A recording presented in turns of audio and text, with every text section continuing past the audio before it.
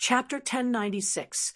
They appeared to be a large group of nobles protecting the pass, but everyone inside and outside the pass knew.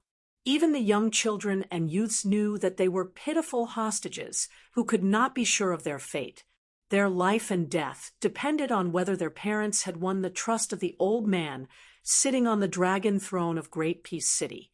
Dan Tong Pass, which would not appear in history books in the future, imprisoned many of the royal relatives and nobles who would affect the structure of the dynasty in the future. There was the king of Beiliang's concubine Wu Su and the second king of Beiliang Su Fengnian, the only son of the Duke of Huainan Zhaoing, the future crown prince Zhao Zhu, the eldest son and daughter of the general Gu Jiantang, and so on. They had one thing in common, and that was that their relatives outside the pass were all staunch supporters of war. They could decide the situation of a time, a place, and even a dynasty or a country. But the most important of these people was undoubtedly the female sword immortal, the current sword crown of the Wu family, Wu Su. If it weren't for her existence, Dan Tong Pass wouldn't have needed to muster so many troops to guard it. This night, a little beggar ran through the dark alleys with familiarity. He kept close to the shadows of the walls. When he reached the outer wall of a courtyard, he gently pried open a pile of loose bricks and revealed a hole the size of a dog hole. The little beggar sneaked in and picked up 3 small stones. He bent over and snuck under a window. He threw 2 stones on the window paper. When he threw the 3rd stone, he heard a muffled sound of pain. Then a figure jumped out of the window. The little beggar said helplessly, "Little Nian, didn't we agree to open the window after 3 stones?" The companion who was hit by the stone was a child even younger than the little beggar. He had delicate features and a rare northern and southern face. He glared at the little beggar and said in a low voice, "You're so stubborn. You want to learn swordsmanship from my mother?" The little beggar smiled and then grabbed his companion's sleeve. He said anxiously, "My teacher is taking me away from here tonight. Are you coming or not? If you are, let's run together." The scholarly child shook his head and said, "My mother said, it's not that we can't leave, it's that we can't leave." The little beggar felt a headache coming on. "Why are you still speaking in riddles at this time? You're so well read. Are you going to leave or not?" "I beg, teacher, for half the night to get this chance. If we miss this chance, we may never see each other again." At this point, the little beggar's eyes turned red. The other child grinned. "I'm really not leaving. The books say that all good things must come to an end. But don't worry, the books also say that it's a small world." The little beggar scratched his head anxiously. Apparently, he was completely confused by this young man. Little Nian chuckled. "You have a teacher? Is he an old beggar?" The little beggar quickly shook his head and said, "Of course not. He was a very, very learned scholar." Little Nian smirked. "How big is very big? Are they as big as Sister Swallow's breasts on the street next door?" The little beggar said helplessly, "Little Nian, are you really not leaving? I really don't care about you anymore. If I don't go back, teacher will be worried to death." The child nodded and asked the little beggar to wait for a while. He jumped back into the house through the window and quickly jumped back out. He was very familiar with it and stuffed a bag into the little beggar's hands. He touched the little beggar's head and said like an old man, "Originally, we said that we would fight together in the future. You are strong, so you will fight in the front. I am more literate, so I will give you advice and advice. Now it seems that we can't. Take this bag of money. When you go out, a hero can't die without a single coin. Hey, aren't you always hungry for chicken legs? Remember to buy 2 when you reach a safe place. Even if I eat them, I will eat them." The little beggar carefully put away the bag and raised his arm to wipe his eyes. Just as he was about to say the secret that his father told him not to tell anyone in the pass, little Nien had already pushed him. Hurry up and leave. What are you waiting for?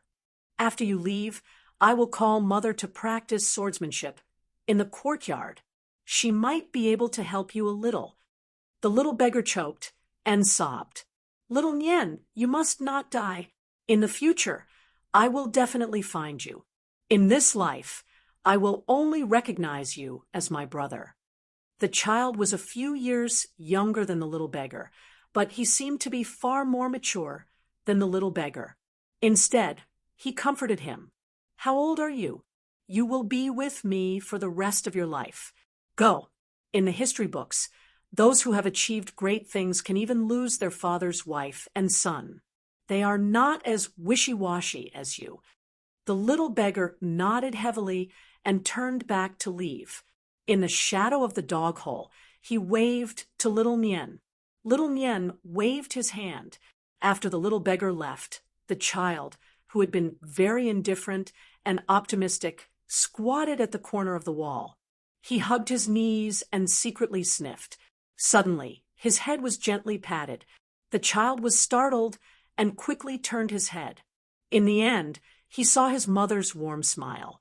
He hurriedly wiped away his tears and said softly, "Mother, don't tell father that I cried." The woman with unparalleled appearance brought her son to sit by the window. She laughed softly and said, "Little Nien, you must remember that men do not cry easily. That is only because they have not been hurt. When you are really hurt, cry if you want to, don't hold it in your heart."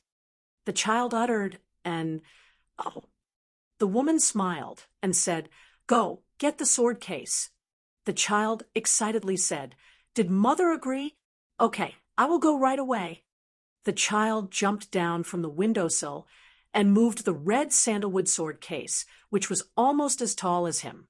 The woman came to the courtyard and looked back with a smile. She saw her son struggling to carry the sword case. She took the sword case. The child turned around and trotted to sit on the steps.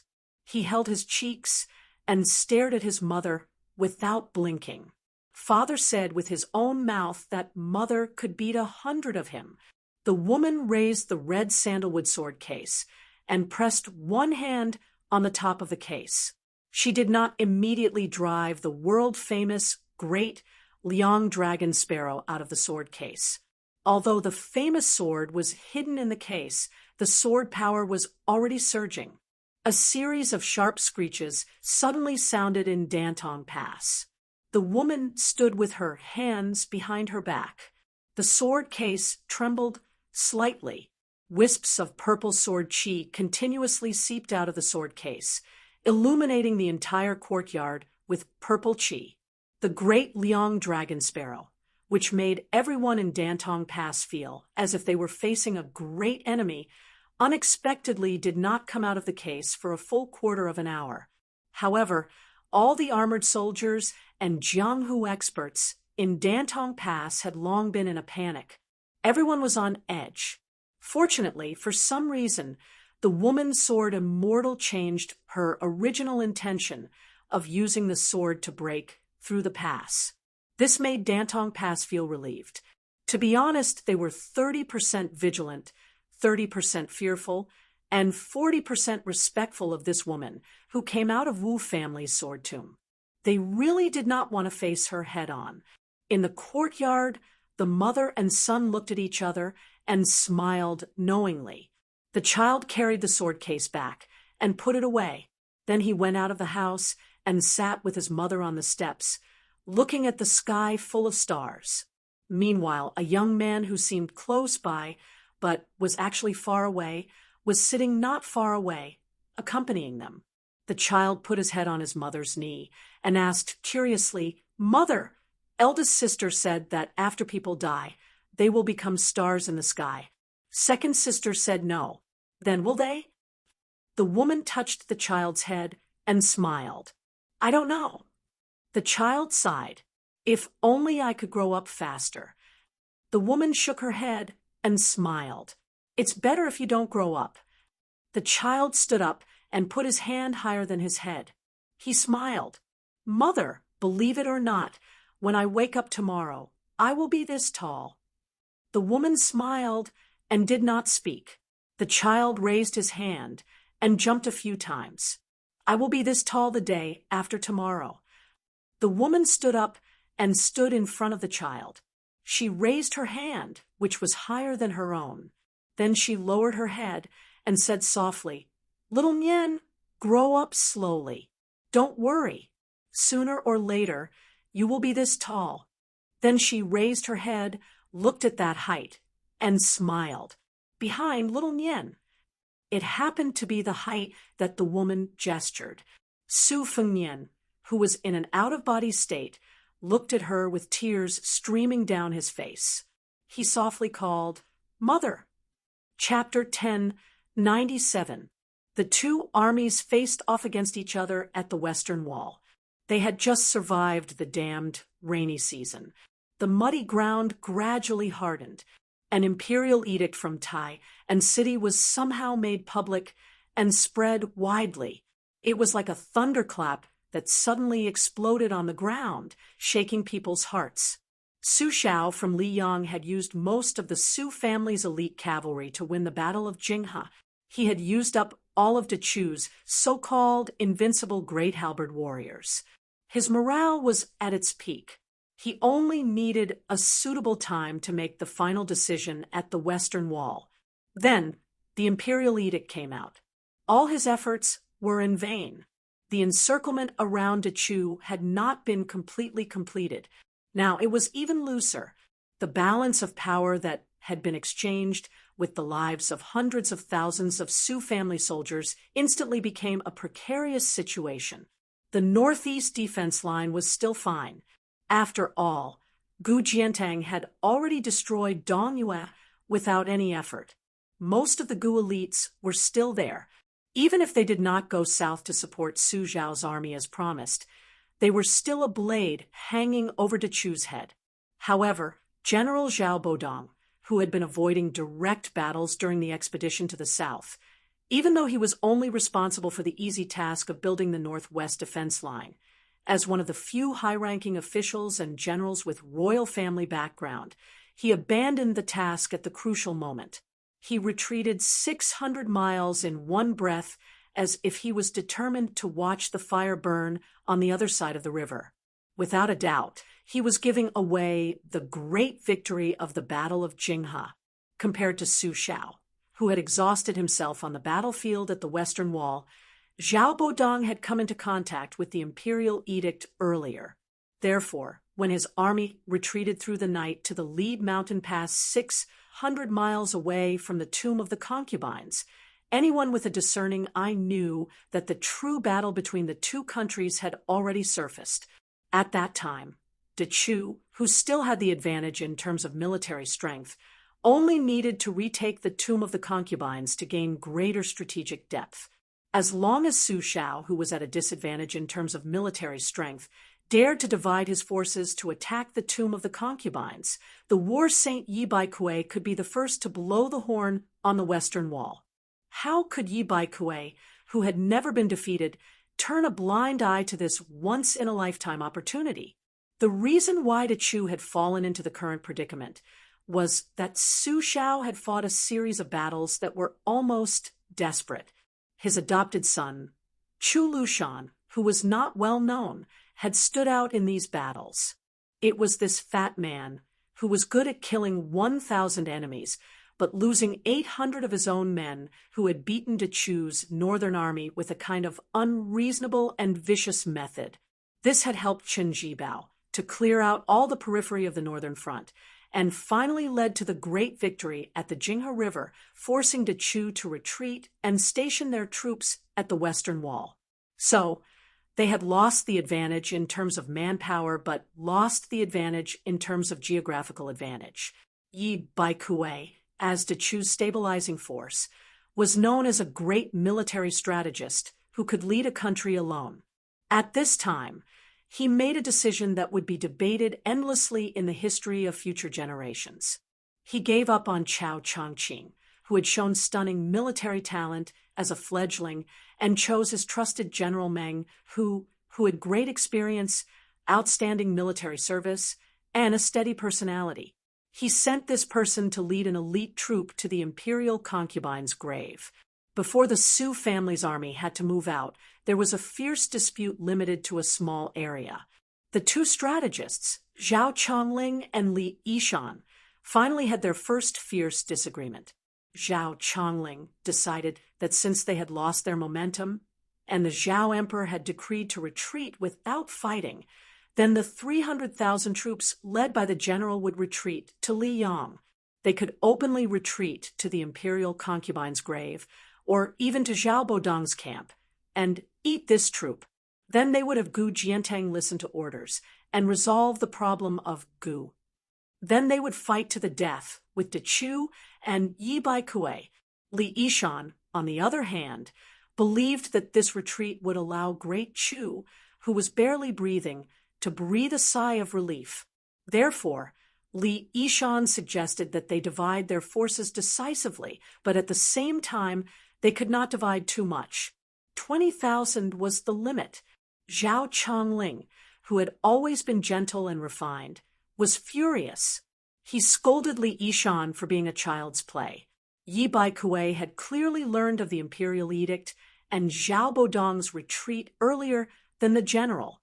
De Chu had split 40 to 50,000 people from the already crowded West Wall.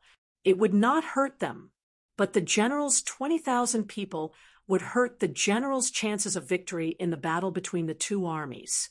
It was also a muddle-headed move that was like throwing a cup of water on a burning cart of firewood. It was the same as going to the imperial concubine's grave to die for nothing. In the heavy atmosphere of the tent, there was a map of De Chu's situation hanging. The red and black lines that symbolized offense and defense were circled with cinnabar and charcoal. The arrows on the table used to accurately time, the marching arrows were slowly dripping. Inside the tent, there was Su Xiao, who was in his 30s and could decide the fate of the world. Zhao Chongling and Li Yishan, who had been strategizing in the tent. The three adopted sons who had been urgently summoned into the tent, Chen Zhibao, Yuan Zuozong, and Chu Lushan, as well as a group of meritorious commanders of the infantry and cavalry. There was Wu Qi, a swordsman who had come with his sister from the Wu family sword tomb. He could be considered half of Chen Zhibao's military master.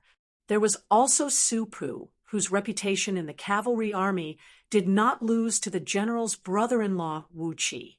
He was a rare scholarly general in the Su family army. There was also General Zhong Hangu, Yan Wenluan, who had been nicknamed Camp Step by Step, as well as Lu Yuanji, Wei Taizhan, and other generals. It could be said that if the dozen people in the tent were successfully assassinated, only half of them would die, and the world would be to choose. Su Fengnian turned around and looked at these familiar and unfamiliar faces. They were the ones who had fought for Su Xiao. They did not see a young person standing under the map, his finger gently moving along the red and black marching routes. At the top of Wudong's Lotus Peak, the three people entered the spring and autumn to see the spring and autumn. This person had appeared in the tragic Battle of Jing River, and then followed them to the Western Wall. But in his eyes, the people and objects in the spring and autumn were only divided into black and white. His joy, anger, sorrow, and joy would not affect the people in the spring and autumn. At this time, Zhong Hangu had not yet taken control of the Northern Liang cavalry. Before him, there were still Wu Qi and Su Pu, two great mountains. Yan Wenluan was already blind in one eye, but he was the most new face in the tent. Compared to the future Lu Qiu, Chu Lushan seemed to be a few dozen caddies thinner. He was full of viciousness and did not have a flattering smile like a decade later. The famous white bear, Yuan Zuozong, probably did not care to take care of his beard. His beard was thick, and he seemed even more heroic. The old General Hong Zhe had not died of illness outside Xiangfan City, and the great General Su Hengku had not died in Western Shu. Su Fengnian looked at Zhao Chongling, who was standing next to Su Xiao. He looked at the side profile of this strategist from Dechu's Guangling Green Pavilion Zhao family. He was elegant and determined. Zhao Chongling was the kind of scholar that rulers and officials would admire at first sight. When attacking Dechu, where the country was, Zhao Chongling did not show any mercy. On the contrary, the chief of the Su family's cavalry, Dechu, mostly came from his plans. Zhao Chongling was the main, and Li Yishan was the support. The two strategists complemented each other. Su Fengnian moved his gaze slightly. The humble strategist, who had been willing to let Zhao Chongling cover his edge, had a calm expression under Zhao Chongling's aggressive questioning. At this time, his master's expression was still very good. Chapter 1098. Li Yishan, who rarely argued with people, did not refute Zhao Chongling. He walked under the map and pointed at the concubine's grave. He looked at the people in the tent and said, "Yi Baikuei has already sent troops here. It is clear that if we were in his position, I would send 2 groups of soldiers, 1 light cavalry to deal with our reinforcements, and 1 slow heavy cavalry as a backup. There are countless silvers in the West Chu treasury. This is something everyone knows. Otherwise, our great general wouldn't say that after winning a battle, he would go to a mountain of gold and silver to have a good sleep." When Li Yishan said this, even Zhao Chongling's expression softened. Su Xiao grinned in embarrassment. The other generals smiled knowingly.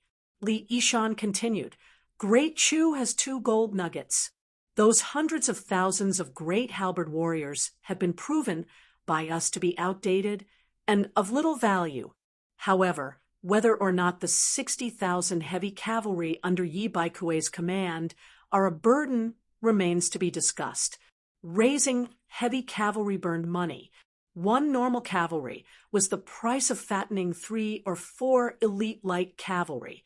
The pros and cons were clear. The cons were that heavy cavalry were hard to move before the battle started. Putting on the armor was slow, and getting on the horse was slow. It could be said that other than getting on the horse to charge after everything was ready, everything else was slow. Also, turning was even slower. After successfully charging through the enemy formation, they could not stop.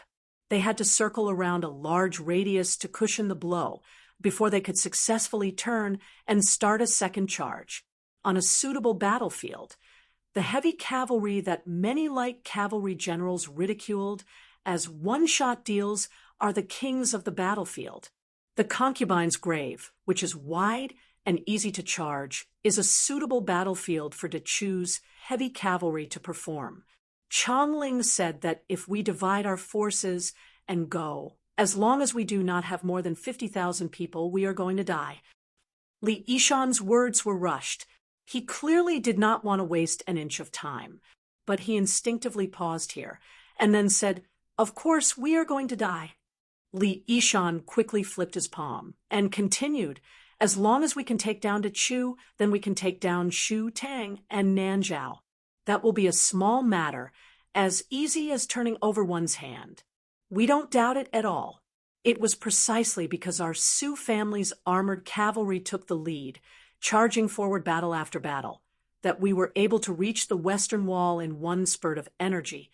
But if we choose to retreat at this juncture and avoid the brunt of the attack, not only will we be able to defeat Dechu, but it will also be difficult to say whether the Grand General will be able to continue to hold military power. Many of us have died, and more people will die in the future. However, at this time, 20,000 less people will die in the imperial concubine's tomb. All of our Su family members who died before will have died in vain."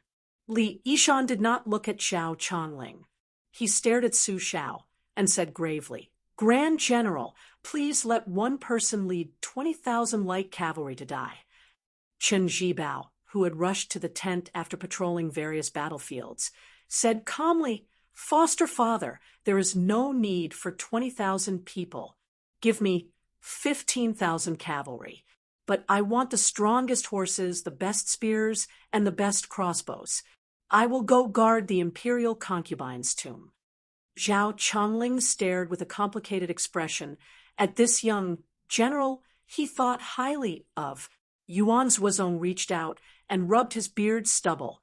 He said with a smile, "Jibao still needs to understand the abilities and habits of the captains of the various armies in order to be able to command the last battle with ease. There are so many foreign troops and surrendered generals. We cannot delay. Let me, an idle person, go to the imperial concubine's tomb." Chu Lushan suddenly snickered and said, "Yuan Baixiong, are you more familiar with this kind of battle where everyone dies together? Do you not feel ashamed to fight with me?" Li Yishan said calmly, "Yi Baikue has the advantage in this battle of the imperial concubine's tomb. We will split into two groups and die first. The former will die slowly, the slower the better. It is best if we use up all of Dechu's light cavalry. We must even let Dechu's heavy cavalry make a charge. Zhuozong is skilled in cavalry battles that preserve strength." Yuan Zhuozong nodded. Chu Lushan glared and said, "Then the troops in the back should be mine, right?" Li Yishan shook his head and said, "If both sides are wounded, you can go. But in that case, Dechu will win in the end. Yi Baikue can continuously send troops to the imperial concubine's tomb. That will become a war of attrition against us. Other than using up the Grand General's strength, it will also use up Great Peace City's patience. But we cannot afford to lose in any aspect." Chen Jibao said with a smile, "I will go. Give 15,000 cavalry to Zhuozong. I only need 5,000 in the back. As long as Zhuozong can delay until Dechu's heavy cavalry enters the battlefield, I can guarantee to eat them all so that Yi Baikue will not dare to use a single soldier to touch the imperial concubine's tomb." Zhao Chongling said worriedly, "What if Yi Baikue suddenly starts a decisive battle now?" Commander-in-Chief Su Xiao gently patted the shoulder of this strategist, who had the reputation of watertight, flawless planning, and laughed heartily. "Didn't the spy report say that the big trouble, Chao Chongqing, is still in the south? Since Yi Baikue didn't use this person, it means that he probably doesn't dare to fight too early. What's more, he has the advantage now. He is a big shot of the Great Chu. There is no need for him to gamble with us, a group of barefoot paupers." The elegant Zhao Chongling had a bitter smile on his lips. In the end, he did not persist in his opinion. It was said that before the troops and horses moved, the provisions would move first. But this time, the 20,000 light cavalry had quietly traveled a long distance. Other than carrying some provisions, they did not make any extra movements. In order to fool people, Chen Jibao even rode his horse to the front of the Western Wall battlefield. He rode alone on a white horse with a long spear. Dechu's front army could clearly see this person's style. Yuan Zhuozong led the 15,000 cavalry to the imperial concubine's tomb. Their route was north and then east. Before getting on the horse, Li Yishan walked forward. His lips trembled, but he did not speak. Yuan Zhuozong suddenly folded his hands. His eyes were clear, his expression determined, and he did not speak. Su Xiao walked forward and said softly, "Zhuozong, foster father will not say anything good. Just one sentence. Even if you die, at least leave your corpse intact. When you enter the coffin in the future, foster father can help you wear a pair of cloth shoes that I sewed myself." Yuan Zhuozong heard the discouraging words, but was not angry at all. He smiled and said, "No need, leave it for Xiaoyan to wear. Just treat it as Zhuozong's gift to him. I have not given him anything for so many years. I feel bad." Su Xiao waved his hand and said, "Go." The 15,000 light cavalry quietly left the western wall in the middle of the night. Su Xiao stood in place. On his left was Zhao Chongling, and behind him was Li Yishan. He seemed to be the right hand of General Su Shao. Chu Lushan squatted in front of his foster father and sulked. He pulled up a weed that was lucky not to be trampled by the horse hooves and chewed on it along with the mud. Su Shao squatted down next to this foster son. He patted Chu Lushan's head and said with a smile, "As long as we can eat to chew this time, you will be the vanguard to open Shu. Foster father has already promised Zwazong. If he dies, you can count his share." The damned fatty, who was more hostile than anyone in the Su family army when it came to fighting for military merits, was not happy at all for the first time. His fat head and big ears drooped. The Su family cavalry had groups of old people and new people, but ever since they followed Su Shao out of Liao and fought to the Western Wall, there was no separation of life, only separation of death. Su Fengnian squatted next to Su Shao. He wanted to tell Chu Lushan and Su Shao, who was not hunched yet, that Yuan Zwazong would not die, and they would not lose the Battle of the Western Wall. But after that, when the title of king was split and the Bailiang fought Beimang, there were more separation of life and fewer deaths, until he, Su Fengnian, carried the Su family flag and faced the million soldiers of Beimang again. Chapter 10:99. The Chuyu Tang that once ran like wolves and rushed like boars were now slave thieves who slaughtered dogs and donkeys. All that was left of the majestic spring and autumn period was sadness and laughter. It was rumored that Huang Longshi, the main culprit behind the sinking of the Divine Land, only laughed out loud after seeing the miserable scenes of the scholars running north. He made a few songs to gloat over their misfortune for the future generations to hum. He claimed that not only did the Wulin world have to thank him for reversing fate, the literary world had changed like this because the country was unlucky and the poets were lucky. When the spring and autumn period ended, the scholars ran north. There was only one record of Yong, Hui crossing north, in the official history of Liang. Jia Mian praised him generously with beautiful words and praised him for being able to pass through Guangling. However, in the history books of Beimang, there were only 2 times. Other than the simple Yonghui crossing north, there were more records of the second crossing north before Su Shao became the vassal of Bailiang. This time, the scholars and celebrities of the Central Plains who were completely disappointed with the Liang imperial court began to crazily rush into Beimang, which was now the territory of the Southern Dynasty. Most of the so-called powerful families that occupied the high positions of the Southern Dynasty now fled north in panic like stray dogs. At that time, these big families spared no effort to secretly operate in Taiyan City, hoping that the relatively gentle Gu Jiantang would be crowned as the king of Bailiang instead of the executioner with the surname Su. They believed that who would be crowned as the king of Bailiang would decide whether the national policy of Liang would be strict or lenient. However, the result was disappointing. The lame man wanted to be the king of Bailiang instead of an ordinary border official and personally guard the northwest gate of the empire. In this way, they hoped that before the gate was completely closed, they would be able to leave some incense for their descendants in the upcoming revenge by the Liang imperial court. Even if they had to bear the infamy of relying on the northern barbarians to prolong their feeble existence, they didn't care. For them, who were easily the 3 dukes of 4 generations, changing the surname of a country was never a disaster. Therefore, the destruction of the country was a small matter, but the destruction of the family was a big matter. The noble families lost their old roots one after another, not to mention anything else, just the ancestral maps of their family tree that had been treasured for hundreds of years were scattered all over the ground during their escape to the north. In the spring rain, a young man squatted by the roadside. He could neither pick up nor flip open those precious diagrams, so he could only look at the page of genealogy that was spread open. The person who wrote the genealogy was obviously a calligraphy master. The handwriting was elegant and did not lose its strength. The words written on the genealogy archive were like pearls. With just a few strokes, he could write down the full picture of the achievements of a certain family ancestor.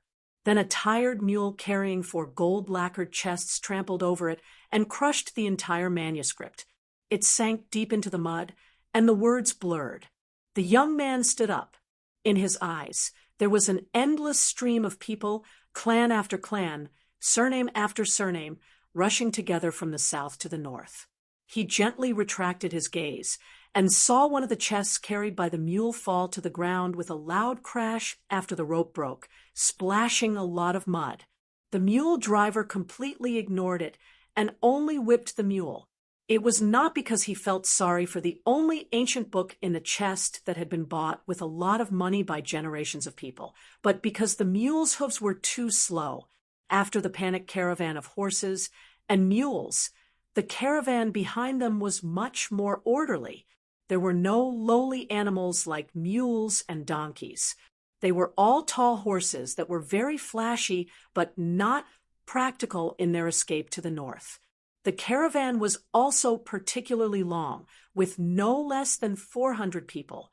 The people riding on the horses, whether old or young, were not as anxious as the caravan behind them. There were even many white-clothed children whose clothes were slightly wet from the spring rain behind the curtains of some of the carriages. There were both men and women. They did not need to hold books in their hands to recite poems and chapters silently. An old man who looked like a teacher in a clan school sat among the children. He closed his eyes and concentrated. Occasionally, he would speak with the students. Su Fengnian, who was dreaming of spring and autumn, did not follow the caravan forward.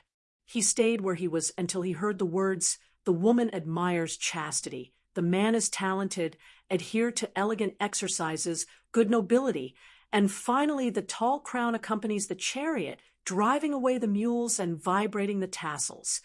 Only then did the sound of recitation gradually dissipate in his ears. The old teacher, who had been silent all this time, only recited once during this period, and could not hide the tears in the old man's eyes. "Be righteous and retire.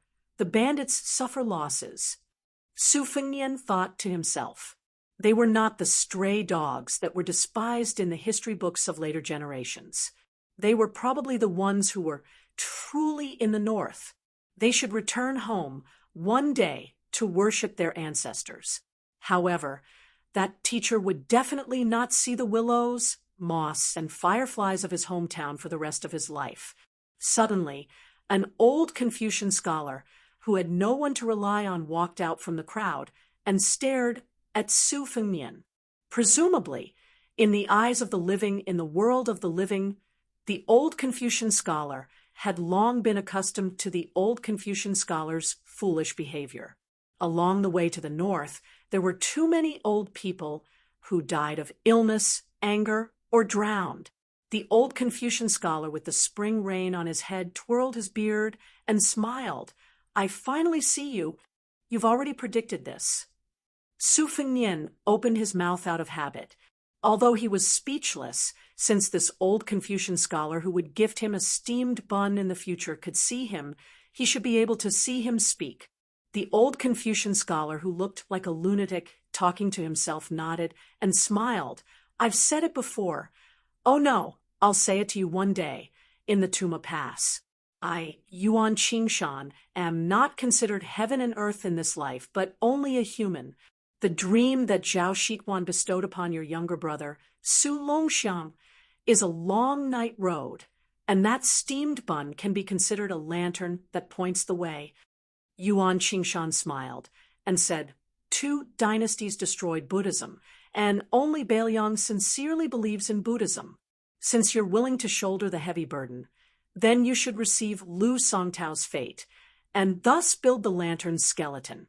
Therefore, that bowl of blood from the dragon, Tree Monk should also light the wick in the cage.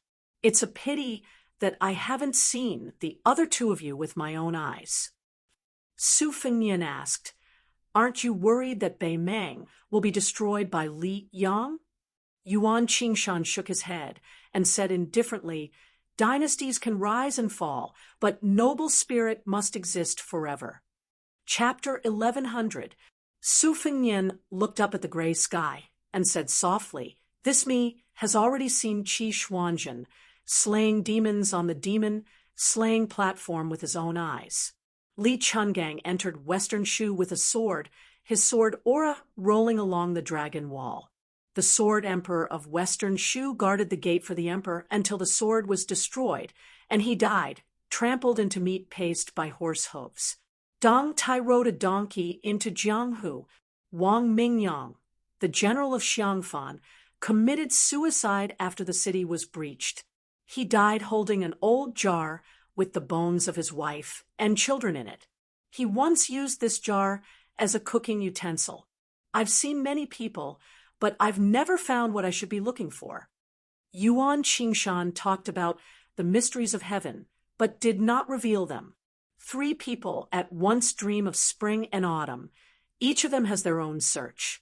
It's none other than the roots of Confucianism, Buddhism, and Taoism.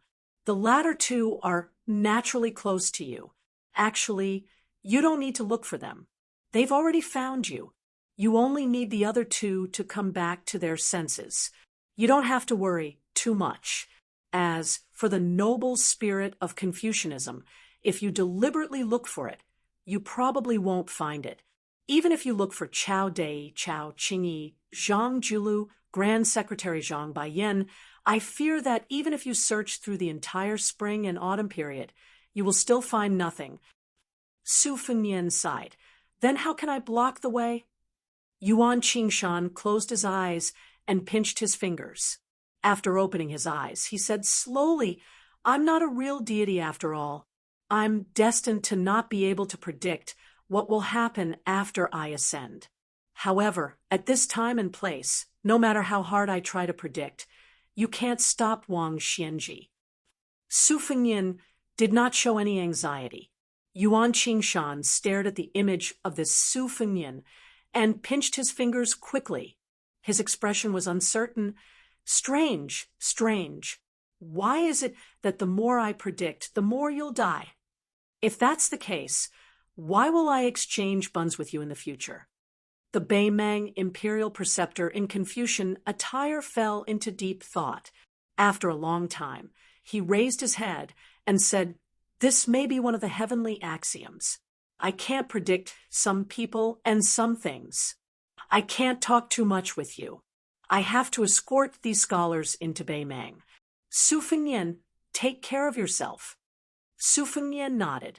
Su Fengnian stayed where he was the whole time, standing at the bottom of the caravan on the muddy road. Only then did he follow them and see them off from the border of Yuzhou to the north. Then Su Fengnian involuntarily closed his eyes. He had closed his eyes many times after entering this black and white spring and autumn. Every time he opened and closed his eyes, it was like a dream. He could never guess when and where he would appear the next time he opened his eyes, let alone who he would see. After that, he opened and closed his eyes several times. Su Fengnian saw the entire process of building the prince's mansion on Mount Qingliang. He also knew why the old man with the sheepskin fur coat was suppressed here by the pavilion. It turned out that this was the ruins of Fengdu, the hometown of one of the 4 great grandmasters, the green robe of Fengdu. Later generations all thought that the most secretive sect at that time, Fengdu, would definitely be an underground city filled with ghastly aura. They never thought that the female grandmaster would choose a green lake and green mountain and name it Fengdu. Maybe it was just to say that a person with a dead heart lived in a place with a dead heart. Maybe there was no reason, but the woman fell in love with the green bead in the yellow sand of the desert and liked the same color as her clothes.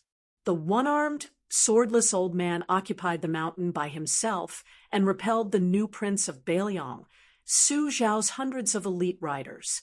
Later on, Su Xiao carried wine up the mountain by himself several times. They were all good wine from the Central Plains that was hard to buy with money in the poor land of Baelyang. He would sit by the old man's side and talk about things that he usually couldn't say out loud.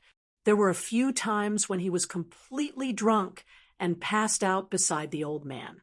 He was still drunk and had to be supported down the mountain by Li Yishan.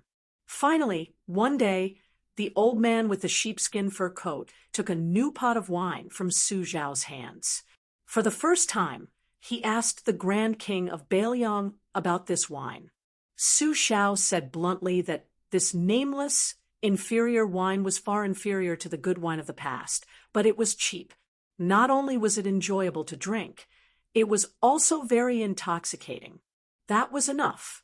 The old man took a sip and said that this wine was actually called Green Ant.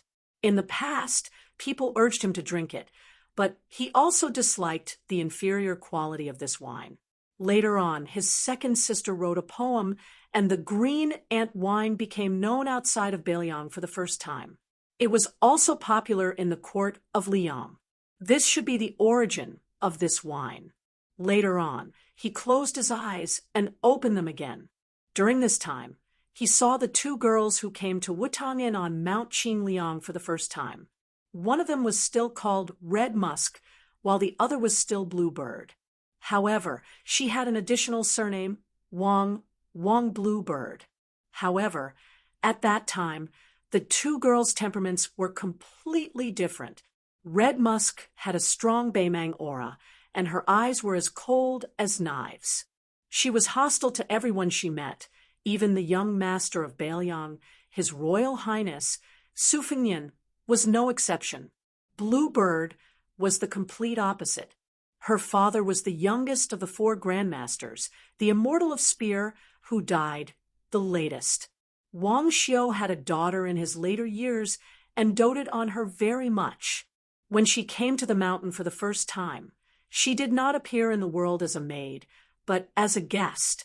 At that time, Wang Xiu's junior martial brother Lu Yanbing, who had not changed his surname, brought the girl into the palace. However, she did not meet the young Su Fengnian. Later on, Chen Zhibao committed treason and murdered his own master. Lu Yanbing had once single-handedly challenged the king of Baelyang, who had 500 cavalry escorts. In the end, he was stopped by Jian Zhihuang after 8 strikes.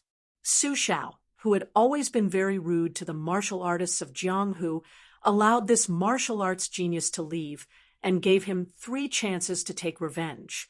After using up all 3 chances, Lu Yanbing did not manage to kill Su Zhao, nor did he manage to kill Chen Zhibao, who was at the peak of his power at the border.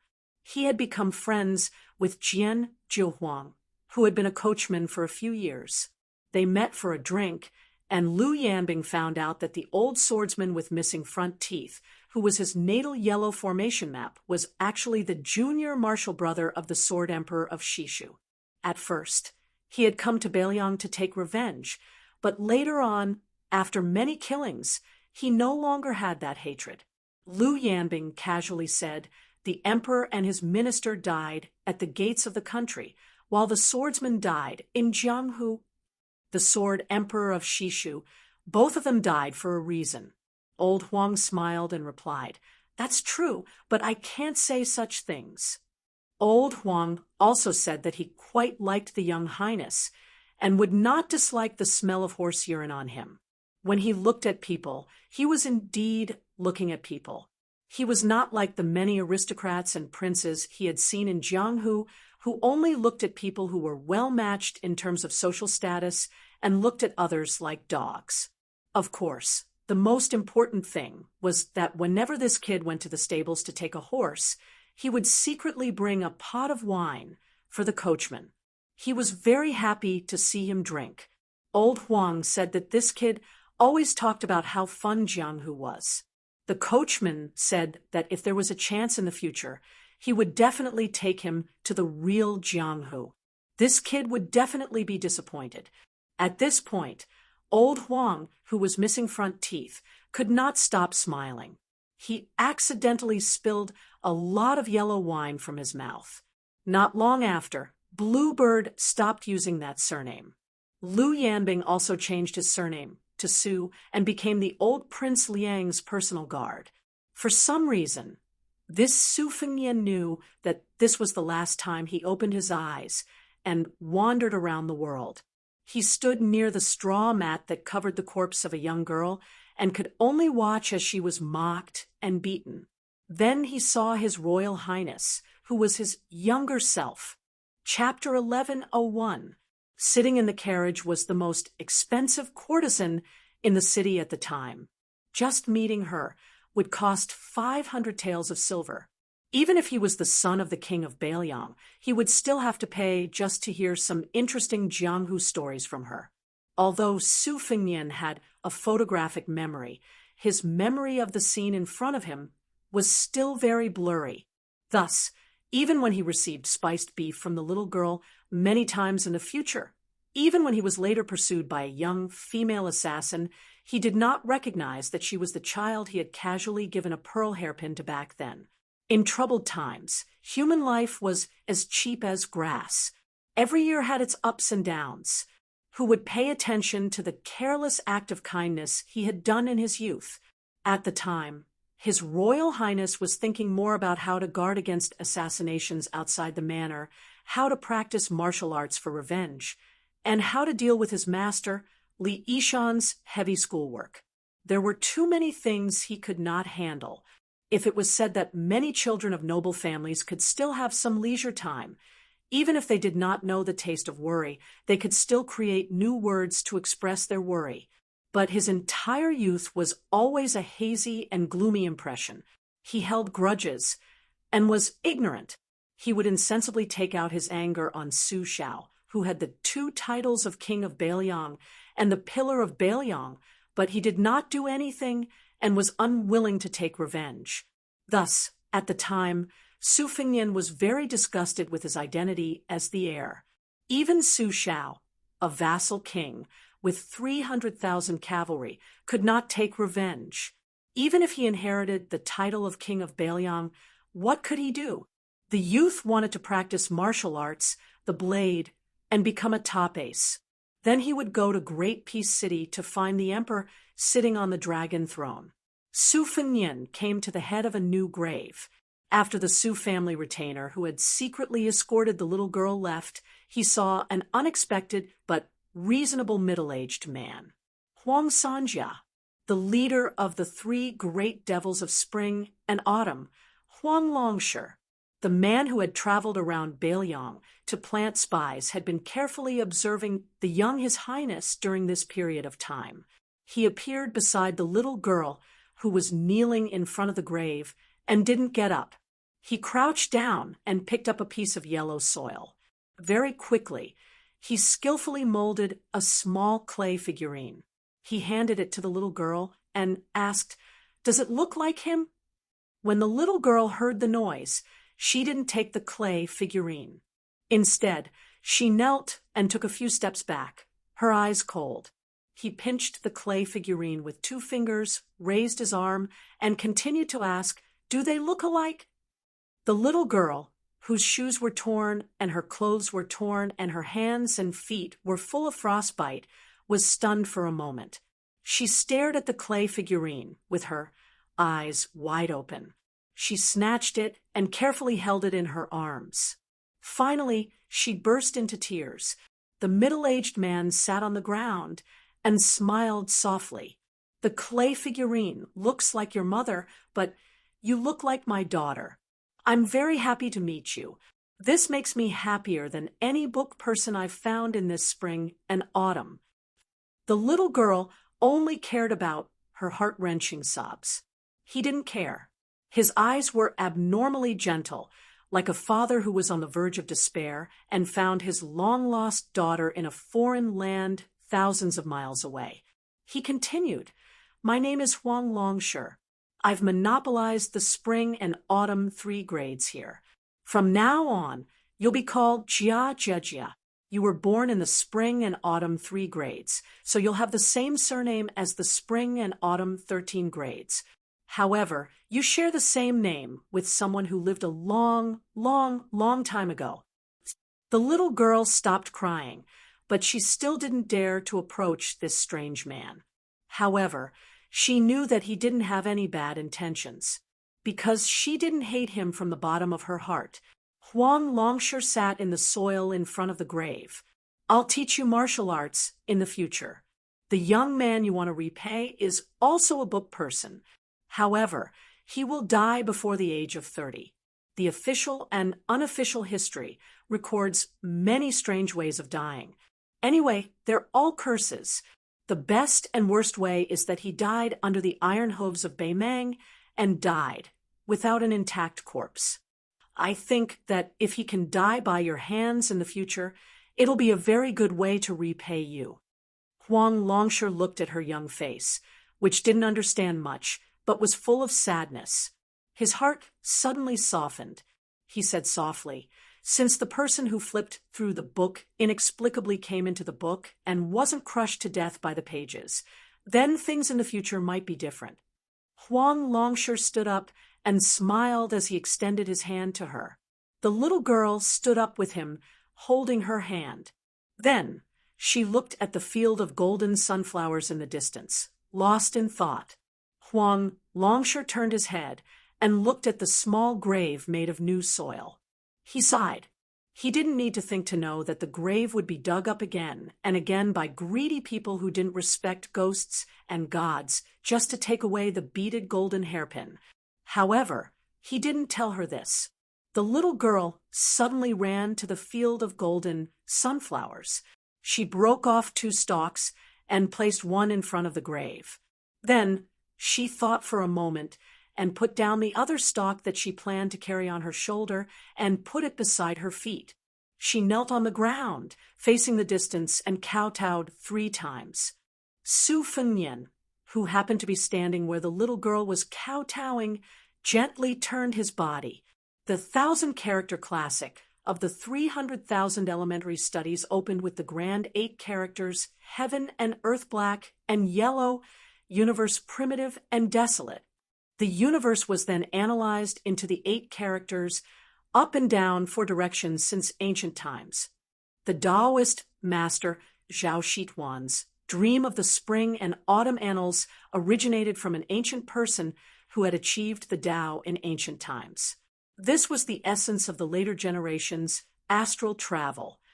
At this moment, this Su Fengnian raised his head and looked into the distance with Huang Longshire, who was now only 40 years old. On the top of Little Lotus Peak, the new Prince Liang, who had never obstructed his physical body from walking and thinking even after 10 astral travels, now looked like a half-dead person who had fallen into a deep sleep. Wudong's Song Jiming, Chen Yi, and Yu Xingrui, who were of the same generation as the sword maniac Wang Xiaoping, took turns guarding outside the pass for Su Fengnian. Chapter 1102. Handsome falcons constantly landed on the tortoise's back, delivering intelligence reports. The second report came late, because after the peach-wood sword flew up the mountain, Song Jiming, who was guarding the pass at the time, knew the outcome. Chen Yao and Yu Xingrui rushed over after hearing the news, but they were both silent. Yu Xingrui's temperament was the most natural among his fellow apprentices, apart from his younger apprentice, brother Hong Shixiang. The old man leaned against the stone tortoise's foot and raised his head, not daring to look at the hovering flying sword. Chen Yao, who was even older than the current Wudong sect leader's master, sat beside his younger apprentice brother and said softly, "This can be considered a happy funeral. Don't let younger apprentice brother Wang leave uneasy." Yu Xingrui nodded woodenly and said, "The sect leader is gone. Younger apprentice brother is gone. Younger apprentice brother Wang is gone. Elder apprentice brother Song also said he would be gone soon. It's only been a few years, but the 6 of us," Chen Yao laughed. "But they left without any regrets. Think about it. Jade Axe was brought up the mountain by you, and so many other juniors also went up the mountain. In the future, there will be new generations of people coming up the mountain. Sometimes, when I look at those young faces, even a rigid old antique like me can't help but want to laugh." Yu Xingrui sighed and said in a muffled voice, I'm not as open-minded as you. Chun Yao joked, Your disciple is stronger than you. Yu Xingrui said in a low voice, If he dares not take back younger apprentice brother, he can continue to be the sect leader. I don't recognize him as my disciple anyway. Chun Yao said angrily, Are you still being reasonable? I'm in charge of the discipline. You want to be beaten at your age? Yu Xingrui suddenly laughed and rubbed his cheeks. He sighed and said, When we were young, it was Uncle Peng who was in charge of the discipline on the mountain. I always liked to go against Uncle Peng. When he was angry, he always said that if he had the ability to be the sect leader, he wouldn't care about me. I never thought that Jade Axe would become the sect leader. I have no regrets now. Chun Yao said worriedly, It's not good to stop them one by one. Yu Xingrui, who had been in Jianghu for the longest time, shook his head and said, It can't be helped among the top 10 masters of the world, except for the recent kidnapping of Gao Shulu, the devil Luo Yang, and the broken spear Deng Mao. When have I heard of any other two fighting side by side? Moreover, this time Dong Tai was on Wang Xianji's side. Even if Chao Chongqing wanted to interfere, De Chu had already restored his country and would not leave Guangling Road. Taking a step back, even if someone was willing to join forces with Little Ping, would our junior brother be willing? Taking a step back, if he was really willing, he probably wouldn't be able to use that final sword strike. Taking a step back, blocking Wang Xianji is not stalling for time.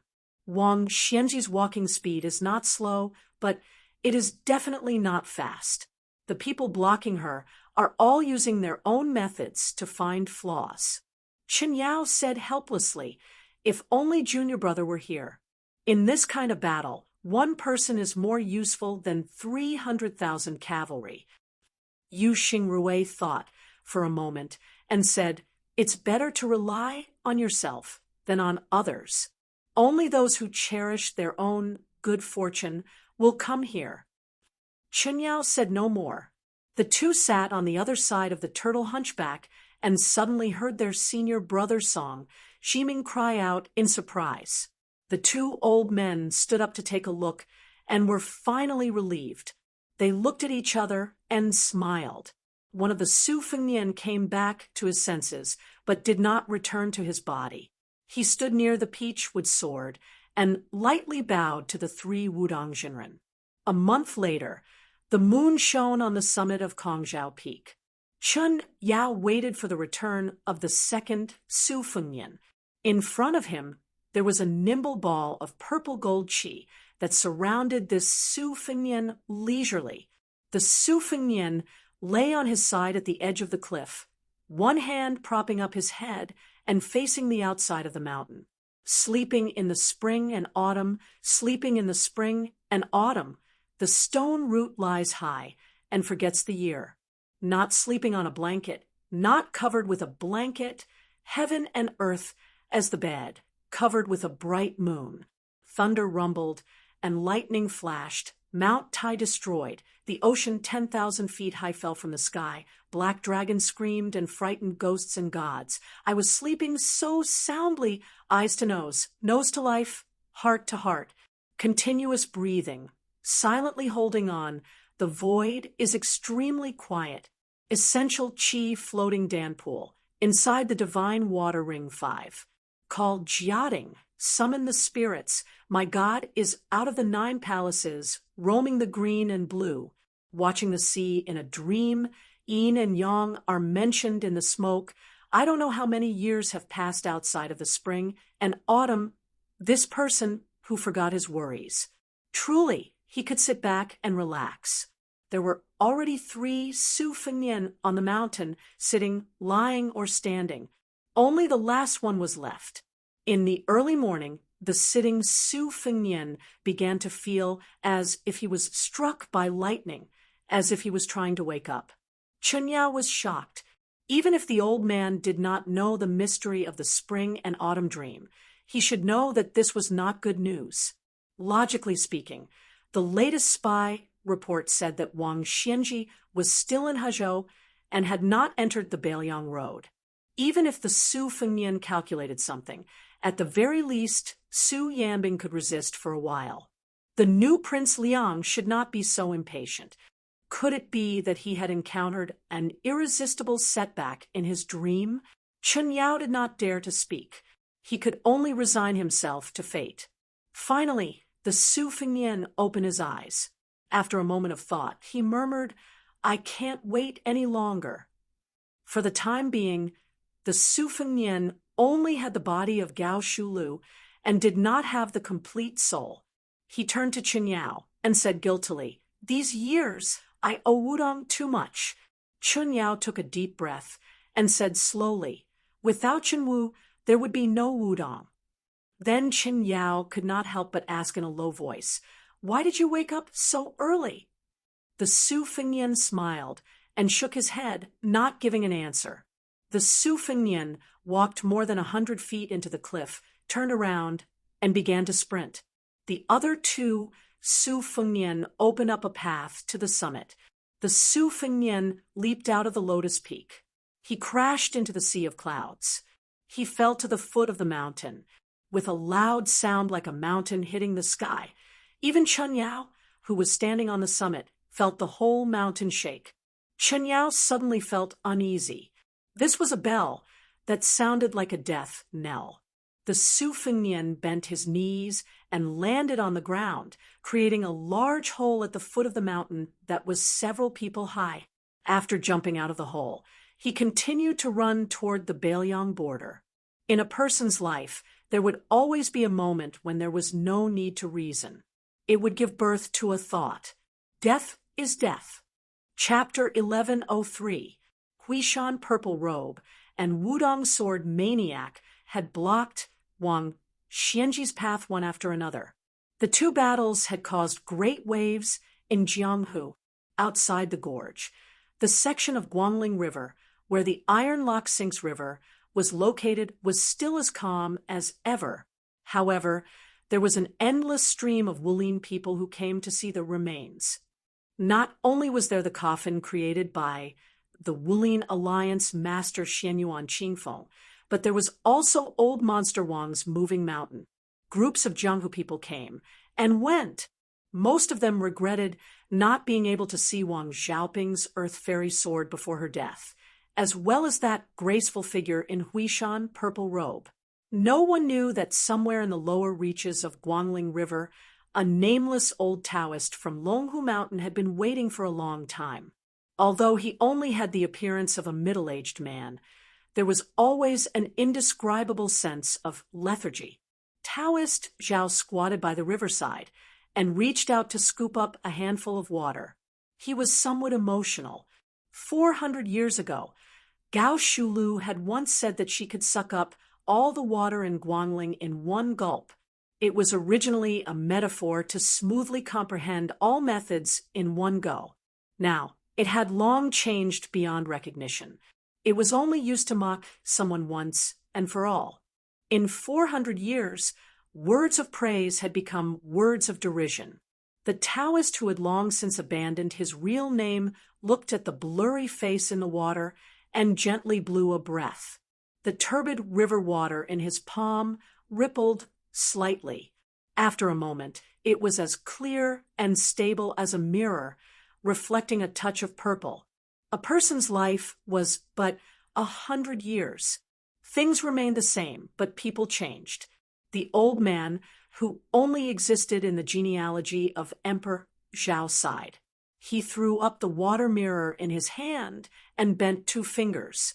From the mirror, he pinched the corner of the purple robe. As the Taoist made this move, a woman slowly floated up from the surface of the Guangling River. This was undoubtedly the extremely obscure and profound move of the finger mystery realm, fishing the moon in the water. The woman was no longer curled up like a fetus. She sat cross-legged in the river, but her eyes were still closed. During this period of time, she was like a stone cow sinking into the river. Not only did she not retreat downstream due to the impact of the river, but she also moved upstream towards the mouth of the gorge. However, as a new chi lingered around her body, she began to flow down with the water. In the end, she was fished out by the old Taoist who had been lonely for 100 years. In the past 100 years, the old Taoist did not have a good reputation. What he did was also like a grass snake. He hid in silence and was very meticulous. This was where the Tao of solitary seclusion lay. The evil dragon was raised in the earth Lung Mountain to absorb the fate of the Zhao family in the Dragon Tiger Mountain and nourish the dragon's main family in the Great Peace City. The old locust tree was transplanted in the lower Maui post house to suppress the evil spirits of the Su family and his son. He made a bet with the old fellow from the Taoist master's mansion, Zhao Xuansu, to trade a seal for a seal. However, Zhao Huangchao, lived in seclusion in the Dragon Tiger Mountain adjacent to Mount Hui. He befriended the father and son, Xianyuan Dandan and Xianyuan Jingcheng, who were polar opposites. It seemed to be a coincidence, but was there no secret? However, this kind of behavior never interfered with his great undertaking of 100 years. It was like a kind of leisure and elegant decoration, like a hermit who planted a plum tree in the courtyard. It was good that the flower bloomed, but it did not matter if it did not. Zhao Huangchao looked at the young woman, who slowly stood up on the water. As she grew older, she became more and more similar. However, for some reason, some of the similarities became thinner. It was no wonder that Lu Songtao had chosen the latter instead of her at the last moment. Xianyuan Qingfeng opened his eyes. He was wary of this Taoist whose depth he could not see. Zhao Huangchao smiled and said, "You don't have to be like this. There are many legacies left for you on the Great Snow Plateau. For example, the wedding dress that Xianyuan Dandan did not have time to enjoy, and the pill of reassurance that your father left for you to control your servants. They were all made by me."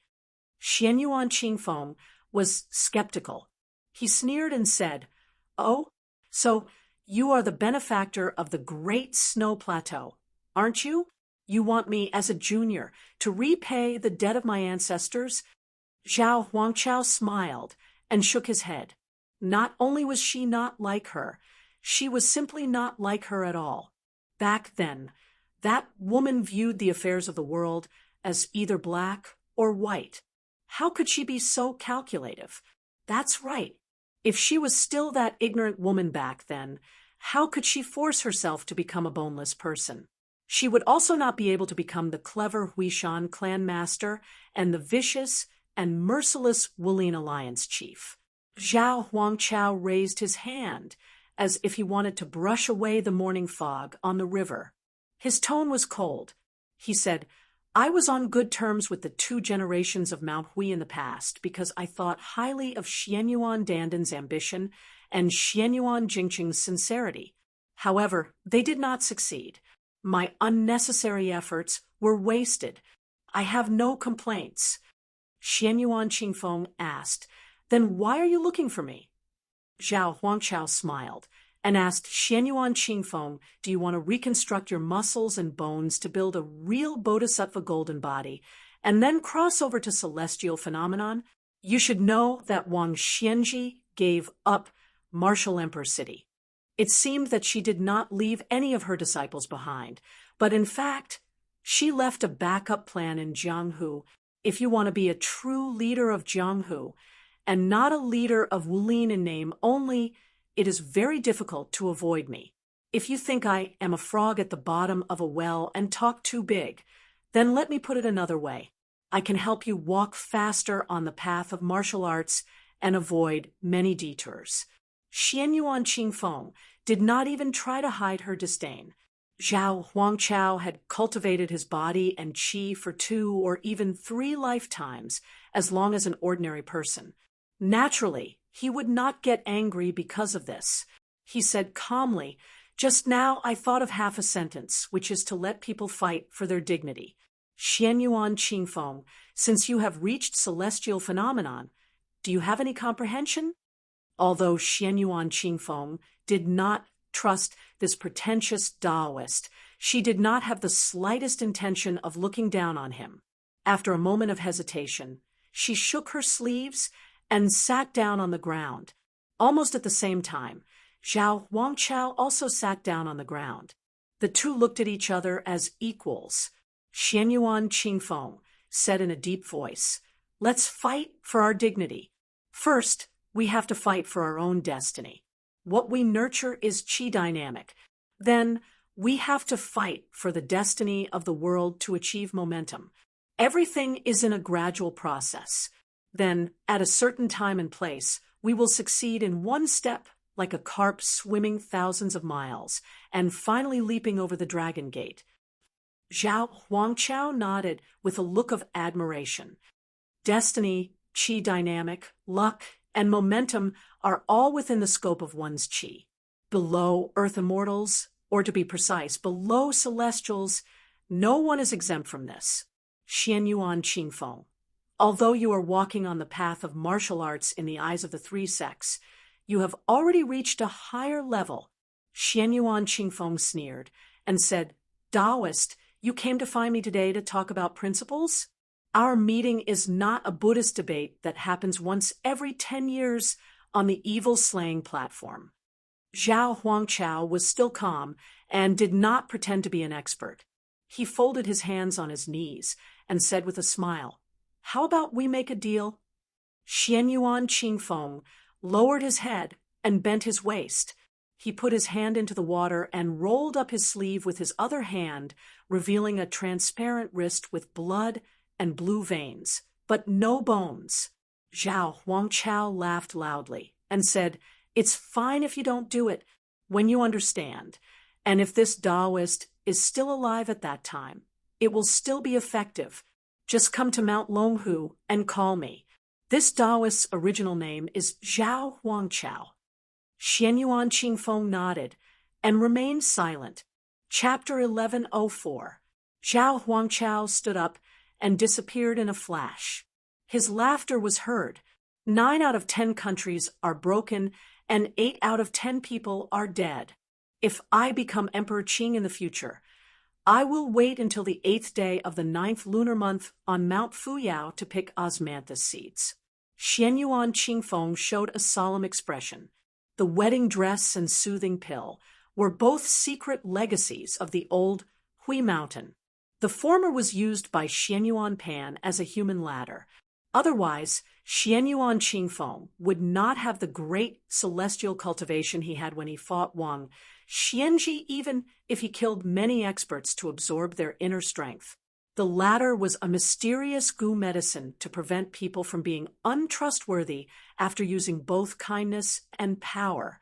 This Taoist, called Zhao Huangqiao, should be telling the truth. He was indeed an old acquaintance of Bull Dagong. However, after Xianyuan Qingfeng took control of Hui Mountain, he did not trust anyone except himself. He hated the Taoists of Dragon Tiger Mountain even more.